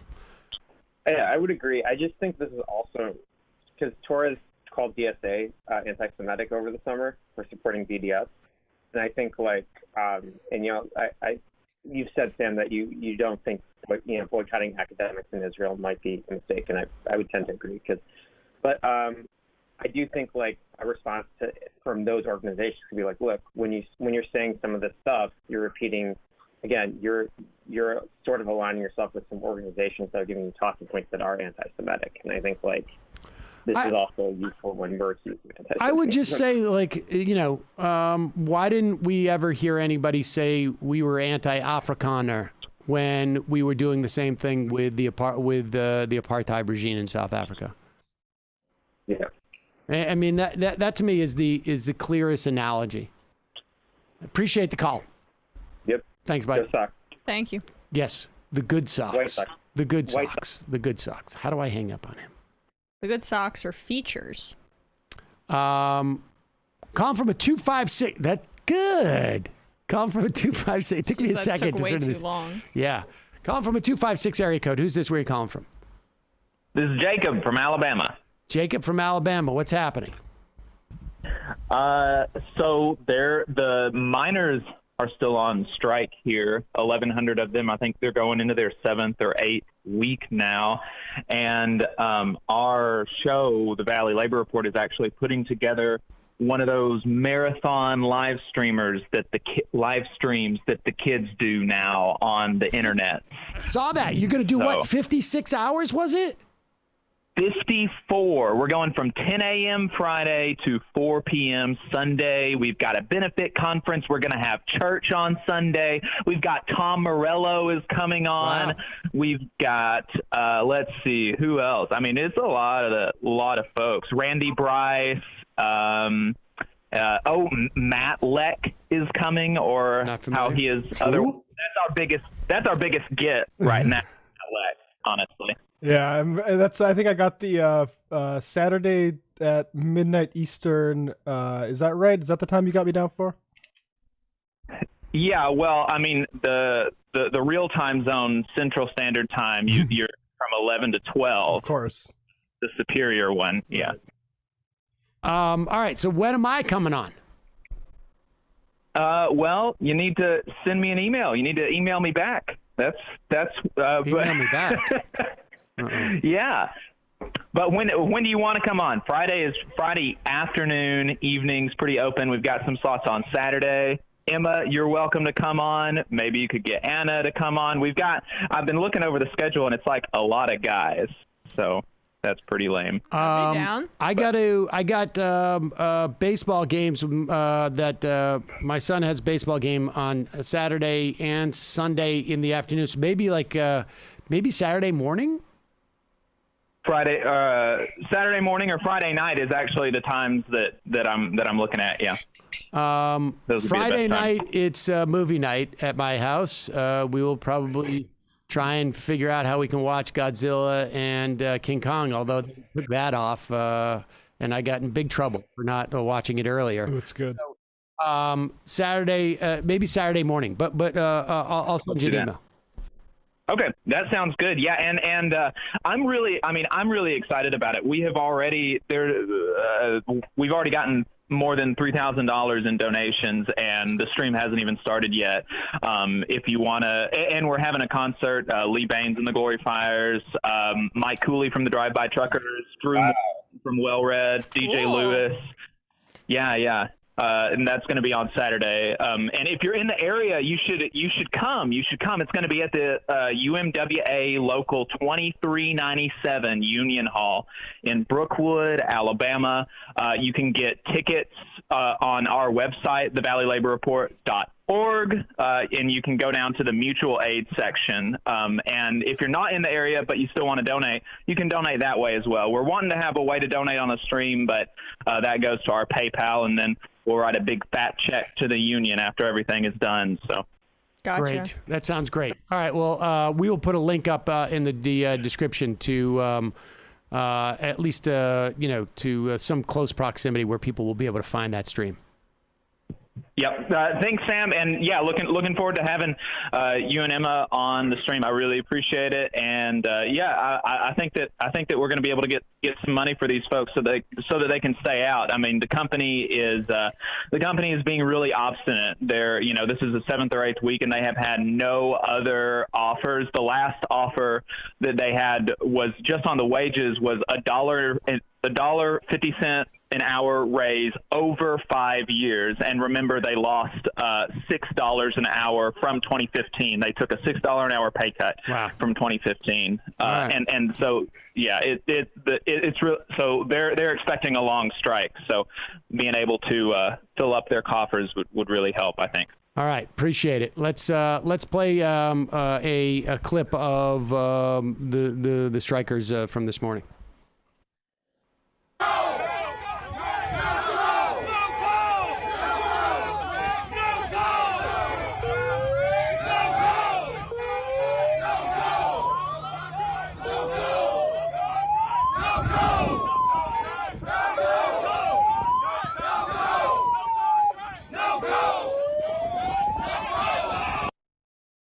There you go. Stopping. I don't know if those were scabs going in there or whatever, but they blocked the thing. That's good for them. So check out that stream, donate some money, support that union.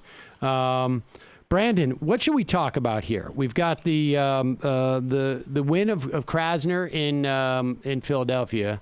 I don't know if you want to. We should say Larry Krasner, a reformist DA. He was a defense attorney. He was elected, and let's pop up. And I've been reading these stories too, and I was getting a little bit concerned. Right. But pop up that tweet that shows all the series of articles that have been written, and this is also part. There is a look at this. New York Times. Can a progressive prosecutor survive a 40% spike in homicides? Keep scrolling through that. Did you have that other? Keep going through these. Hit fierce resistance. Our liberal cities turning against their progressive prosecutors. San Francisco, Philadelphia promised to overturn decade.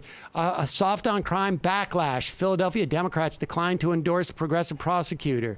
Keep going. I mean, there were so many of these stories. And Krasner wins his primary in there's no other word for it, massive landslide. 30 points. I mean, that's amazing. Like, what is going on here? Like, this feels like an extension of the Democrats, of the narrative that came out of the 2020 election, which was, they're talking too much about this and that, and, even though we don't support it or whatever it is. I mean, what's going on there? Well, in the case of Larry Krasner and this targeted wave of pro-police, hard-on crime propaganda that we see in our media, it seems as though obviously there's a genealogy on this going back to the 90s and the sort of broken windows. And so for me, the change is less in the kind of timbre and tone of the media and more in the willingness of certain Democrats, local at varying levels, maybe not up to the Senate or president, to resist what normally would lead them to shrink back and go, well, yeah, maybe we have to sort of signal to the right that we're hard on crime. Maybe the way to sort of get beyond this media narrative is to be harder on crime than, we would theoretically want to be if you believe that their hand is being forced. I think now what we're seeing is, ultimately speaking, there is a larger gap between these narratives that the media are trying to push out there and what the people on the ground who are responsible for actually voting and supporting these people at the local level actually believe, right? We're seeing one thing being reported in the media where, are people in Philadelphia ready for a prosecutor that's easy on crime when there's a 50% spike in crack-related homicides in the ghetto? Just obvious dog whistling towards, racialized crime narratives of the past, just, fall on deaf ears, because the people have lived through the results of those kinds of hard on crime bills, those sort of hard on crime policies, and they've seen that A, it does not work. They've been either personally negatively affected by it, or B, the kind of experience they're talking about in the media does not actually, relate to what people are seeing in the streets, which is either a reduction in crime or police beating up Black people and old people and women and like nuns.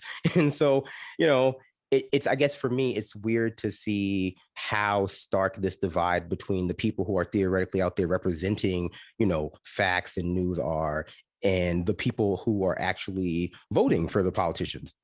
Yeah, and I wonder if there was any introspection, I didn't read the pieces, but just based on the headlines, about how the pandemic and the amount of instability and like mental toll and also economic toll has created more crime. I mean, remember, this was what caused Representative Yoho to accost Alexandria Ocasio-Cortez on the steps, was because she connected crime to the economic fallout from COVID.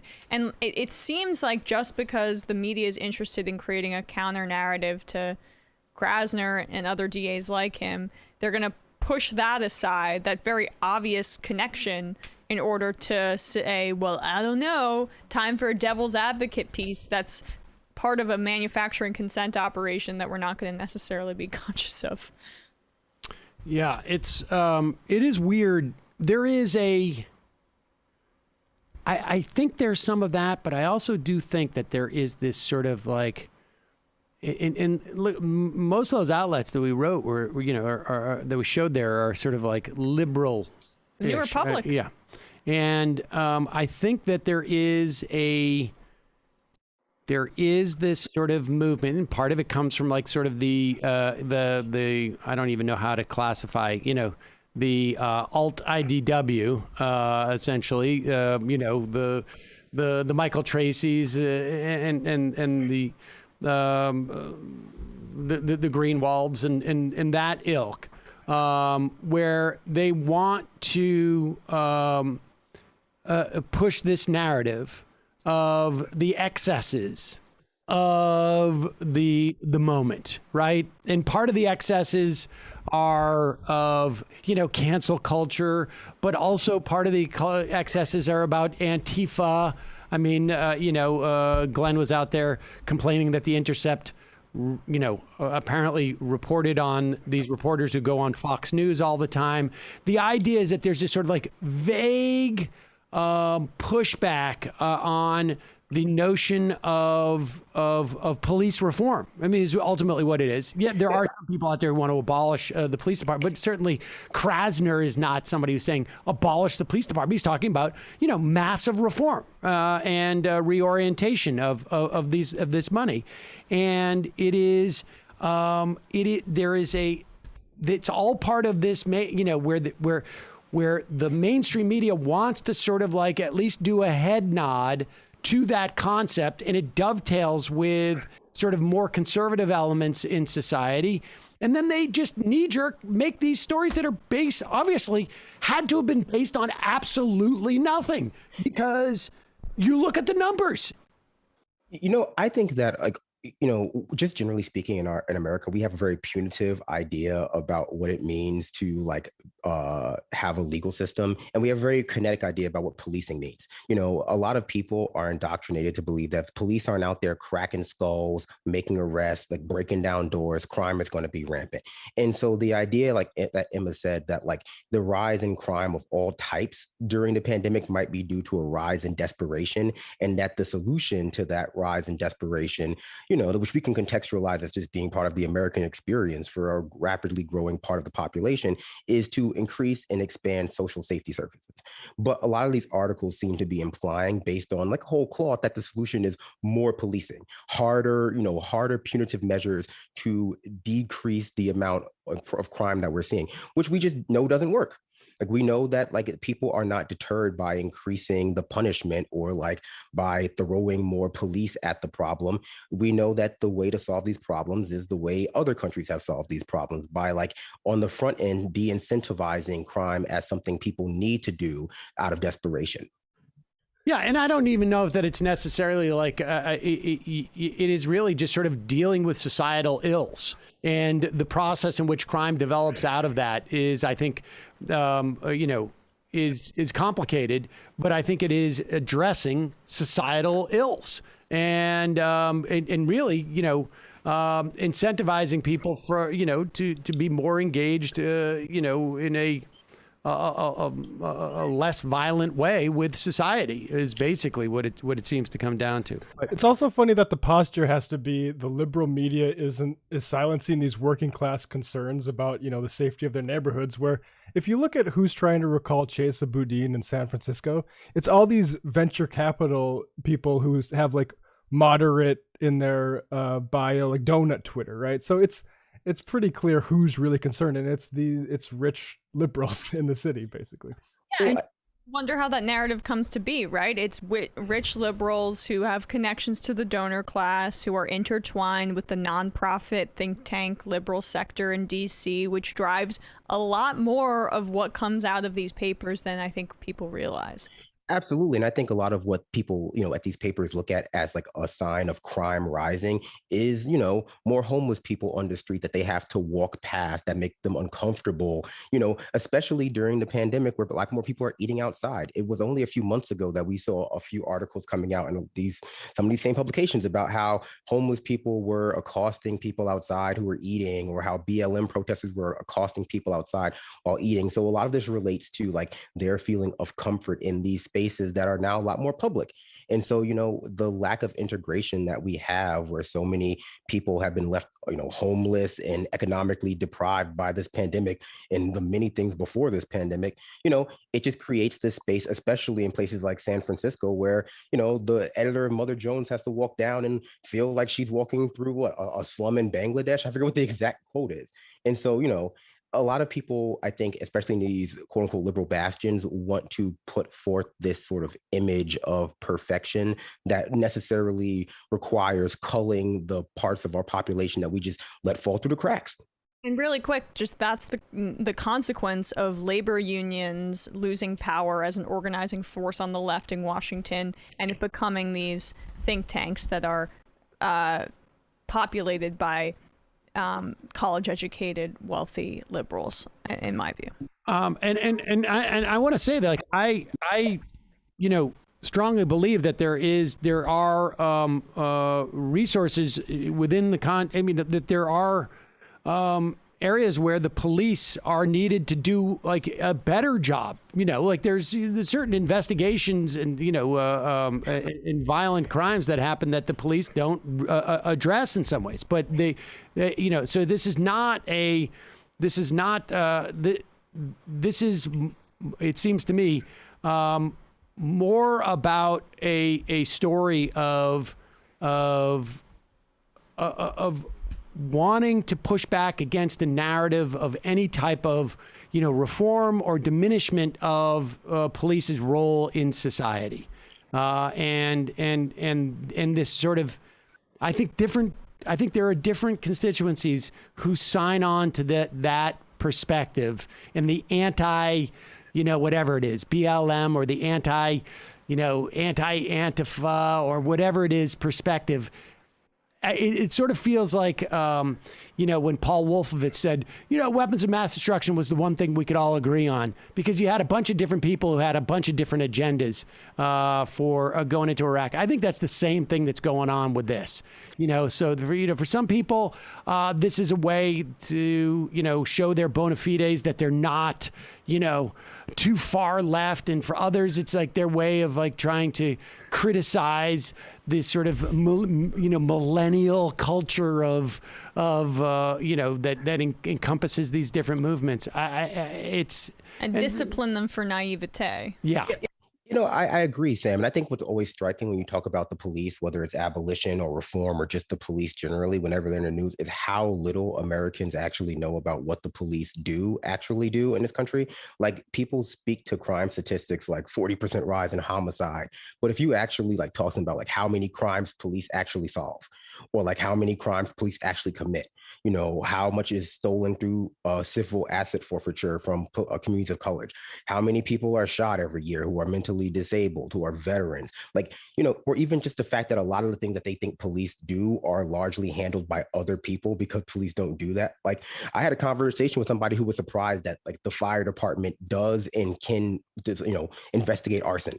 And it's because I think that there is a discrepancy, a huge discrepancy in what people think the police do and are for and what purpose they can serve for people, like you said, symbolically within our, punitive media culture. But the big problem with that is that they're actually tethered to a force that's incredibly destructive. And so talking about them like they actually, solve crimes and do the things they do on Law and Order creates this very false picture, I think, in people's minds that is rapidly crumbling after actually watching police crack skulls. Right. And it becomes less about police reform and police abolition and much more about the police certainly aren't doing the things that I think they're doing. Right. All right, let's talk a little bit about this. There's a broader move right now to deal with patents, and there's a House committee that's taking on pricing and patents for the top-selling drug Humira. We also have the G20 just committed to the patent pooling for COVID-19 vaccines, which is a big deal. And so much of this was undercut by Bill Gates and the COVID, I think they called it.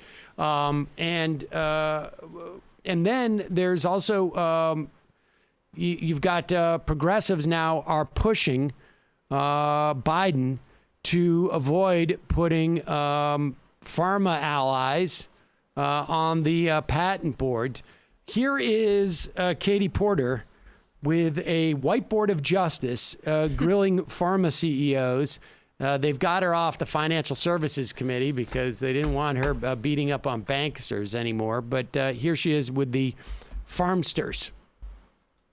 Mr. Gonzalez, how much did AbbVie spend on litigation and settlements from 2013 to 2018?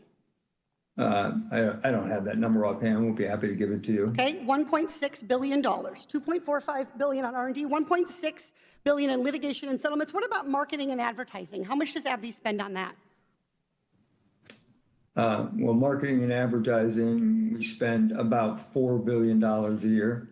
Yep, 4.71 billion. How about executive compensation, 2013 to 2018? 2013 to 2018, it's probably on average about $60 million a year. Try 334 on for size. Now, how much did AbbVie spend on stock buybacks and stock buybacks and dividends to enrich your shareholders from 2013 to 2018? Well, stock buybacks, if you actually look at just pure stock buybacks, it would be about $13 billion. Stock buybacks and dividends is the question, sir. Dividends, and have to come back with a number for that over that period of time. $50 billion. So, Mr. Gonzalez, you're spending all this money to make sure you make money rather than spending money to invest in, develop drugs, and help patients with affordable life-saving drugs. You lie to patients when you charge them twice as much for an unimproved drug, and then you lie to policymakers when you tell us that R&D justifies those price increases. The big pharma fairy tale is one of groundbreaking R&D that justifies astronomical prices. But the pharma reality is that you spend most of your company's money making money for yourself and your shareholders. And the fact that you're not honest about this with patients and with policymakers, that you're feeding us lies, that we must pay astronomical prices to get innovative treatments is false. The American people, the patients, deserve so much better. I mean, the only thing that is missing from that equation, and I don't know about Abiv as a company per se, but I would also like to see a dot on there as to how much of their product is a function of U.S. government investment. Because, you look at the astronomical amount of money, let's say Pfizer's making off of this vaccine, or Moderna for that matter. And it's great. The vaccine has been amazing. But the reality is that like a couple of $1 billion, if they're spending $2.5 billion on R&D, I don't know what Pfizer does. I imagine they spend a little bit more. But you got $1.5 billion guaranteed purchase of regardless of what the vaccine turns out to be by the U.S. government. You know, you don't have any constraints on your R&D. You just go for it because it's not going to cost you anything. And so it is. I mean, there it is right there. It's all right there. The R&D thing is just a lie. Well, even more to that point, Sam, is that a lot of pharma R&D also goes towards purchasing portfolios of drugs made by smaller pharmaceutical manufacturers who cannot afford to go through the clinical trial process that has been, you know, let's be honest, rigged by these big pharmaceutical companies to their favor so they can buy up these small drugs because only they can afford to go through some of these R&D processes. So a lot of this R&D money is also going towards essentially just buying up, you know, the already made molecules from, you know, people. Let's be honest, a lot of people in their basement just doing like our drug research, you know, like, or a few people from MIT, like 5 or 6 people from MIT who are just going to sell off, you know, their new drug for asthma or whatever, to a company that may or may not either put it to market or just bury it the same way tech companies do. Yeah, that's the other untold story about this is God knows, you know, what kind of medicines could be made available if it wasn't subject to people basically buying it and just to sit on it. I'm trying to look up here what percentage of a lot of these big pharma companies spend on researching new drug development, because by my recollection, that's also an incredibly small percentage. And Brandon's right. I mean, these behemoths are able to buy up all the drugs because they have that amount of money to sell them and to develop them, etc. And that amount of money pales in comparison to what the CEOs make and what they get. I mean, I wish she would have. I know that's not her position in this hearing, but the natural conclusion of this is we really could cut out a lot of the fat and have much more efficient innovation if these companies were nationalized. Right. Or, I mean, or nationalized in the sense, too, that like, hey, if you're going to, here's this money and this is what we get for it. Right. Here's this money and this is what we get for it. All right, let's take, we're only going to have time for one more call. We're going to have to go a little bit short today. Calling from a 443 area code. Who's this? Where are you calling from? Hey there, this is Trey from Pittsburgh. Trey from Pittsburgh. Can you talk a little bit closer into your phone? Yeah, sure thing. Hold on. Can you hear me better now? Yes, that's better. Excellent. So, like I said, I'm calling from Pittsburgh, and we had a really big night last night. I don't know if you checked out all the races or anything, but, I mean, obviously there's the big mayoral win for Ed Gainey and lots of justices who are backed by criminal justice reform organizations in the area. It was a huge night. Huge night. Well, just tell people about Gainey because, and we should say, this is the Democratic primary, right? But it is sort of a foregone conclusion that a Democrat's going to win the general election. Right. A Republican hasn't even run in several terms. That will make it harder for them to win. Right. But yeah, so the race was primarily between the incumbent Bill Peduto, who had been mayor for 2 terms. There was a lot of conflict between him and protesters from last summer, and it sort of continued, not as heavily as it did, you know, when things first flared up, but there was this continued understanding building that Peduto was not recognizing the issues that were affecting the Black and other POC constituents. And there was this giant push near the end of the campaign for Ed Gainey, who's a state representative for the area. And it was just an incredibly surprising result, even after all the work that the organizers here have put in. When the vote first started to come in, they dropped all the mail-in ballots, and it was Peduto 53%, Gainey 30-something%. And I was like, oh, God, the mail-in vote came in and Peduto was ahead. I was kind of anxious. But as in-person votes came in, the all right, margin but I just want to get to, I mean, and you've got voters banned no-knock warrants. They banned right. solitary confinement in jail. Right. Yep. And you've got a progressive candidate who ran on police reform and affordable housing. That's good stuff. Absolutely. And another one that probably won't make headlines that I want to point out is, I can't remember which district it is, but one of the magistrate races, a non-binary housing advocate beat a long-time incumbent. I know that their first name is Xander. I think their last name is Orenstein, but that was a hugely surprising result. They won by maybe a couple dozen votes.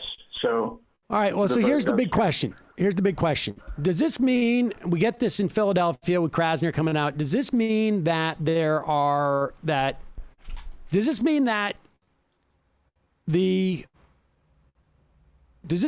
progressives are engaged? Well, it does mean that progressives are engaged, but does it mean that the sort of like more mainstream, if you will, or the more sort of like, I come out just for the general election, Democrats are not engaged? Like, where are the numbers on this relative to past primaries? Because I'm just trying to get a sense of like, are we learning anything about 2022 from this? Right. So first, I want to admit that I've only lived in Pittsburgh for a couple of years, so I'm speaking mostly off of what I've been reading about and what I've been told about. Okay. But long story short, the turnout for this primary here was still pretty low by general standards. I think that overall, the mayor primary specifically pushed bigger numbers, closer to 40% turnout, but in general, it was, I think, high single digits, low tens. What I think it really speaks to most is the growing strength of leftist organizing in the area. There have been a lot of local community leaders and local elected officials who've been, building that base and actually getting people engaged. So I don't know if it's necessarily that typical Democrats are less engaged. I think that it's a base that's building. Fantastic. All right. Appreciate the call, Trey. Thanks. No problem. Have a good one. All right. Lastly, let's talk about this. Hey, folks, that's it for calls. We're just not going to have time for more calls. Where are you on this whole January 6th commission thing, Brandon? I can't get too jazzed about it, but I think, I do think that there could be some political salience for the Democrats. Going into 2022 makes them, it's certainly just the idea that like McCarthy and McConnell are not going to support the January 6th thing because Donald Trump says so. There's value in that, right? And so where are you on that? And well, let's play this clip with Tucker Carlson, because Tucker seems to be really concerned about it, right? Like there's three levels of concern with Fox News. It's, if we're really worried about something, we completely ignore it, right? So it's like, we're not even going to cover the January 6th thing. We're going to talk about how, cancel culture is a problem in a junior high school in Wisconsin today. And we've got their parents on. Or, we attack it. Well, let's watch this and you tell me which.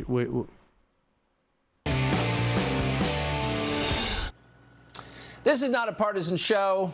We usually go after Democrats. Sometimes we go after Republicans. Recently, we went after a couple of times the head Republican in the House of Representatives, Kevin McCarthy of California, for his living arrangements. But we want to be honest above all, and when politicians do something right, we want to say so. Kevin McCarthy, the minority leader in the House, today did something right. He said he will not support a commission, a 9/11-style commission, to investigate the insurrection of January 6th. Remember that? It's when a bunch of middle-aged people deep in credit card debt, white supremacists, teamed up with a guy dressed like Chewbacca to overthrow our democracy. Republican Whip Steve Scalise of Louisiana is also against the commission. Why are they against it? Because it's a farce. It's a complete farce. It's partisan. You know how we know it's a farce? Because he goes, insurrection. January 6th. Like, he is said it in a farcical way. Right. So that's how you know it was a farce. I love a good farce, though. I love a good, a good gag. Right. Yes. But I mean, he doesn't explain why it's a gag. He just, you drip it in some smug sarcasm and explains it for your non-thinking audience. Continue. It's a complete farce. It's partisan as hell. It's fake. Don't play along with the fraud. Rod? The police here are willing to work with us and cooperate peacefully, like our First Amendment allows. Gather more Americans under the condition that they will come and gather peacefully to discuss what needs to be done to save our country. One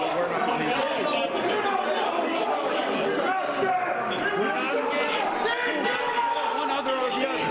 This is a show. All right, you understand? Yes. The so-called insurrection. We give you more. The federal government is hiding apparently thousands of hours of video from inside the Capitol from that day. We don't need a 9/11 style commission to see it. They could just release it, but they won't. They could also tell us who shot Ashley Babbitt, the unarmed veteran who was killed that day, the only person who was killed that day. But the people you saw in the video, some of them, thanks to Joe Biden's Justice Department, have been charged with crimes. What kind of crimes? Well, not sedition. If it was insurrection, why aren't they charged with sedition? If they're murderers, why not charge them with murder? No, they were charged with things like disorderly. 5 people died either shortly before, during, or after the event.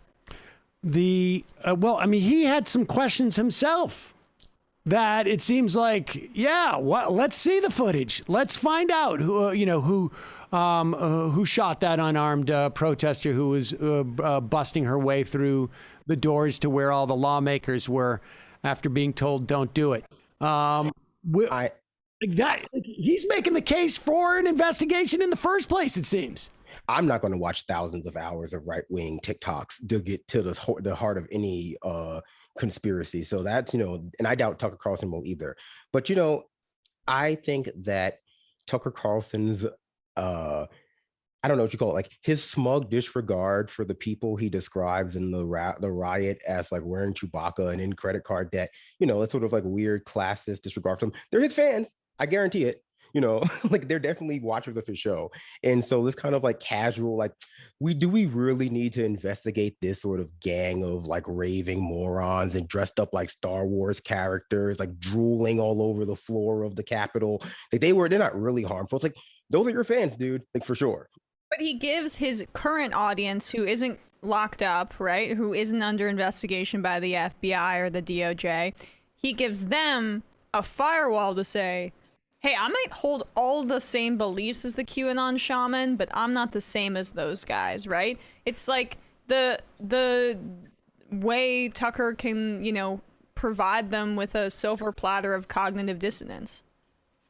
It's also, I think, it is funny how they've had to sort of twist and turn. This is all just sort of like Trumpism, right? I mean, we remember Kevin McCarthy and Mitch McConnell's speeches within 24 hours of that, where they were like, this is despicable. The president has a responsibility for this and blah, blah, blah. And then they had to reverse themselves. It really is. It is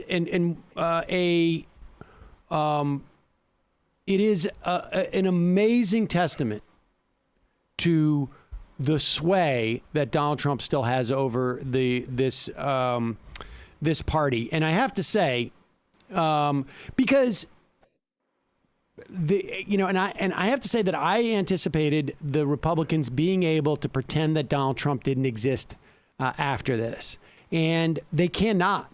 They tried to.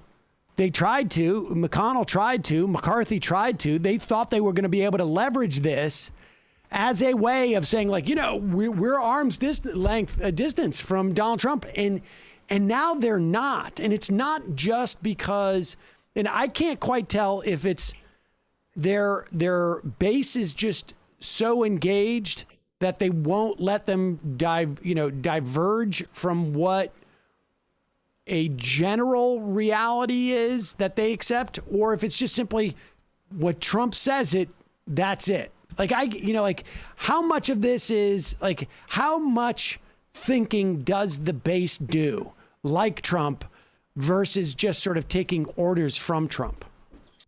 I think Trump's position with the base and his influence over them is a part of this, a big part of it. But I also think that affords him a place in the right-wing media sphere and sort of campaign fundraising sphere that makes him, inextricable from it. Like, in order to engage with right-wing media for the past 4 years, like, Trump has been the center of that in a number of ways. And it apparently seems as though they have no sort of transition into, a Biden combative sort of timbre that is as intense or as engaging as the Trump years were. And so, needing to center Trump, needing to avoid this commission, I think is, less about the practicality of any consequences being delivered and more about the implications that what the commission would find about the influence of right-wing media on the people who were storming the Capitol. Right. I think that's largely the only thing they would find, is that these people were largely propagandized by right-wing media, and there is a clear trajectory from watching people like Tucker Carlson and stuff like in Ben Shapiro's and all of the sort of the pseudo-intellectual center-right conservative thinkers to ending up a raving QAnon a rioter at the Capitol. And while that might not lead to any real consequences, it would require a level of distancing themselves from their money-making machine and outlet that they're not really prepared for. And Trump is part of that, and Fox News is part of that. They've needed to conserve this Fox News bubble of conservative hate and sort of proto-fascist propaganda for the past 30 years. It's their main weapon in the war against, I guess, Christmas or Easter or Black people. It changes, but it has to be there. And I think that that's what they're afraid of with this commission too, that they're going to find out that all these people really, really like your, not just crazy right-wing media, but just the normal stuff that even your neighbors watch. Is it also possible they could find out that there was some type of collusion from people in the building to the people who ultimately were out, were outside and then came in? I mean, because it seems to me on one hand, Marjorie Taylor Greene knew some of those guys. Is that not correct? I mean, there's been sort of talk around this, Bober. And there was some of the, and the real question is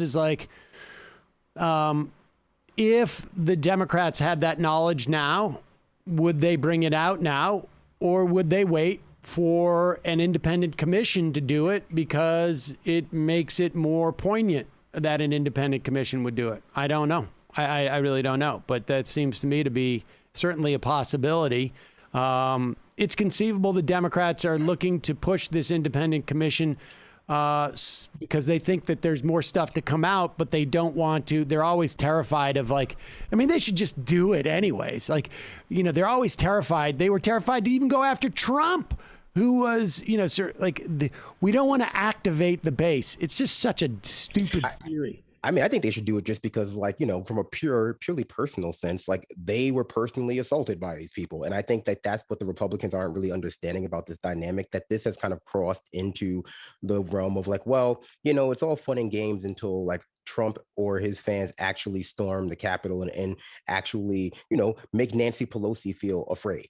It's Right. because Nancy Pelosi is not a radical or progressive, but I guarantee you wouldn't want to rush her in a crowd. You don't want to go storm her office, because she seems like the kind of person who would take that personally.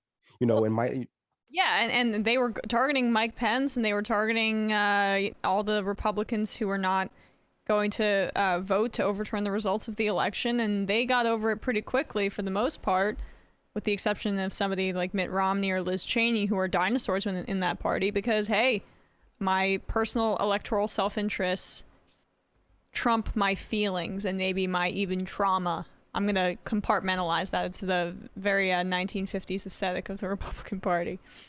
All right, we got to go through some IMs here and get going. It's always snowy in Ottawa. The intro video of the MR YouTube page is horribly out of date. It refers to MR as a totally independent news source. How can this be true, as Sam is currently a human container stuffed full of peacock bucks and MSDNC talking points? I humbly submit that you lie to the people no longer and come out of the Democrat closet that is causing your back to hunch so much. Love the show. Love the crew. Left is best. R.I.P. R.I. in power, Michael. Tiny closet for beta cucks. That's why you're hunched over. Exactly. They don't give you a full closet.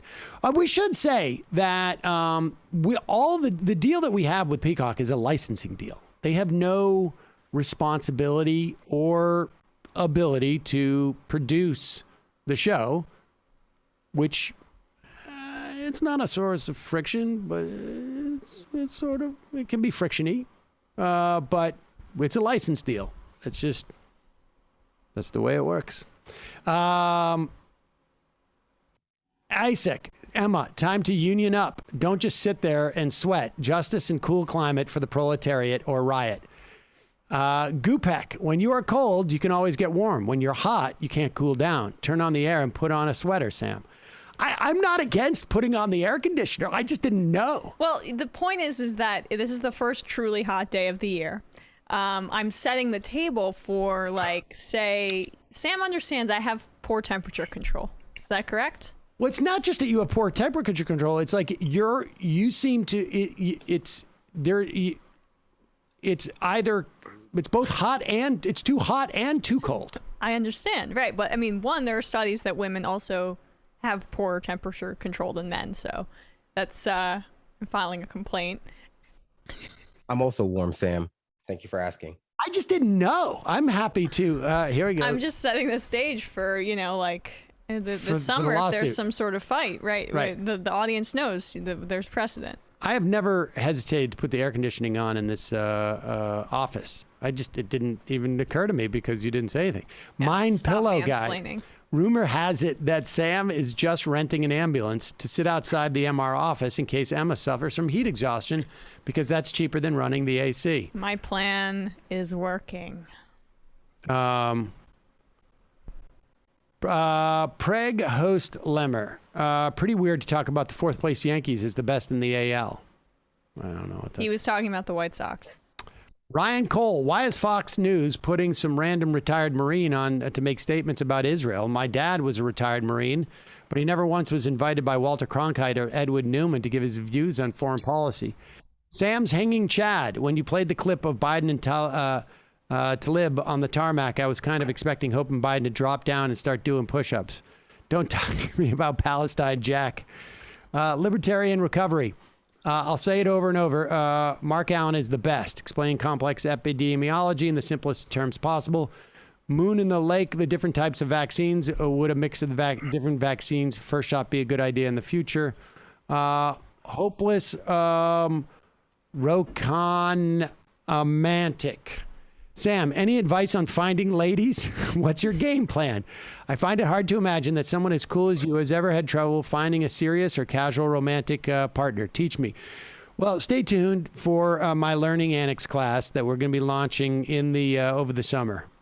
That do numbers, I think. I think we get a lot of money for that. Yeah, I don't know how well it would help anybody. What's frankly. your first tip, though? That doesn't matter. So results don't matter for stuff like that. You just got to sell the idea that they're better in themselves. You gotta wear a big hat. I watched a lot of those pickup artist stuff. I'll be the first person to sign up, Sam. I'm interested in advice about how to get ladies. And so, I remember from the mid 2010s where they would be peacocking. Again, not a pun related to the channel, but you got to wear like the big hats and like cheetah print. Yeah, Jamiroquai. Iconoclastic clothing, bright purple T-shirt, cheetah print. Dress up like a street magician, like a close-up magician. And, women love that. I find magic, being able to do a couple magic tricks very, very helpful. Right out of the playbook, yep. Yeah, you do the thing like, it's like, oh, hey, nice to meet you. I'm sorry. Is that a paper clipper you had in your ear? Oh, my gosh. That's my hearing aid. Well, you got to be careful about. Right. Exactly. I'll teach them Krav Maga. MIDI doctors. Hey, Sam, we need a bit of help in chat. Remind everyone to hit the like button and subscribe. Folks, hit the like button and subscribe. All right, we got 3 more minutes here. Chomsky Vids. What does bussy mean? My 15-year-old keeps asking if it's a swear. I've never heard it. Probably. I'm 30 years old, so I stopped learning slang, about 15 years ago. But, if you don't, my general tip is if you don't know what it means, it's probably not okay to say. Yeah. That's a good words to live by. Sam's beautiful elbow. Do you think that David Pakman should feel a little uncomfortable reading a sketchy cryptocurrency advertisement on his podcast YouTube show? I'm not familiar with what it is, but I don't do any type of financial stuff whatsoever. Glenn has written at least 2 of those higher crime wave articles mentioning Krasner. Confused about why he's focusing on that so much. It's not confusing anymore. Well, he didn't write it. He published them, right? Like some guy that also was like a Sandusky defender, Cipriano or whatever. I don't know. What? But why he didn't do the reporting himself. He published some other guy. Ew, gross. Valley Girl. Is it correct calling it cancel culture, or is it better and more appropriate to call it accountability culture? Just like calling it anti-choice for. I mean, that's what I would say. Jimmy Files. Bussy is the butt. Okay. Yeah, I'm not gonna. Okay, I get it now. Yeah, it's not something we shouldn't say. It's not appropriate. Adam from LA. My Israeli family members are always boasting how Mossad is sabotaging Iran's nuclear program using the world's best covert spies and intel. In the same breath, they simultaneously say Israel has to blow up entire buildings in Gaza because there might be some Hamas militants sending emails from a preschool. Yeah, there you go. 3 more. Champagne Comunista. Does Brandon do any cardio? And why not? I run about 3 or 4 times a week. Haven't been running recently because of my allergies, but I actually do a lot of cardio. You run and you lift? Like, I work out 3 times, 4 times a week, maybe 4. You run 3 times a week and then also lift on the other days? Well, I jog. Sometimes I do it on the same day. I'll never. I'm in really good shape, folks. You might not be able to tell, but I actually do a lot of working out. I got to do some exercise. Gosh darn it. The only thing I do now is like therapy, like a physical therapy for my knee. But that's not bad. It's not bad. You walk. I walk. Panda. I've been getting this eerie feeling about how similar the press talks about Antifa and Hamas. Obvious differences aside, both described as being everywhere but nowhere, both being powerless but a serious threat to Western civilization, and both being used as excuses for state-sanctioned terrorism. It's not a bad analogy. Or comparison. I mean, I think those are just the classic tropes of asynchronous, propagandized, gaslighting warfare. You also see a lot of that weak, that sort of weak, strong dichotomy in sort of the Nazi treatment of the Jewish population during the World War II, where it's like, they're simultaneously this sort of drain on society, the leech, but also controlling everything from behind the scenes. And it's amazing how we've kind of like taken a lot of those tropes and just expanded them to reach other populations. Glass Seagull. If anyone is looking for some schadenfreude entertainment, Tim Pool appears to have transitioned his content to a full-time effort to slow Bitcoin's free fall. He admits he's invested in it. Is Bitcoin in a free fall right now? Yeah. It's dropped 10%. Yeah, I think the news came out that China banned all transactions using cryptocurrency. And so like the crypto market's in free fall. You should also do that. Good job, China. Time check. Oh, yeah. Oh, gosh. All right. Final IM of the day. What a great currency. I want a currency that's going to switch, like Matt said. Today I can buy a lollipop with it. Tomorrow I can buy a car. And then the next day I can buy maybe a half a sandwich. There you go. Say what you want about gold, but at least you can make like teeth and jewelry out of it. Exactly. And the final IM of the day.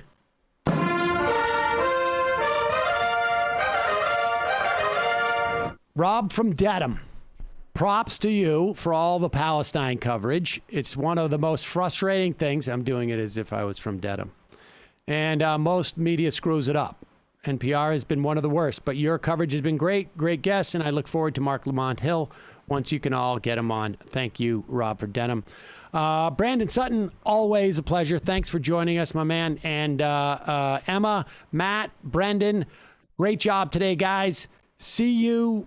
I will not be here tomorrow. Emma will be steering the ship, as it were. And see you, but you'll see, everybody will see each other tomorrow. Bye. It might take all the strength I got to get to where I want, but I know somehow I'm gonna get there. I wasn't looking when I just got caught between the truth and the light bar. But finding out won't make me feel any better. Yeah, I know the clock is ticking, but the meds are gonna kick in, and my pilot light shining bright. I guess somewhere the choice was made for the option where you don't get paid, for the road that bends before it finally breaks you. I guess somehow I lost my drive.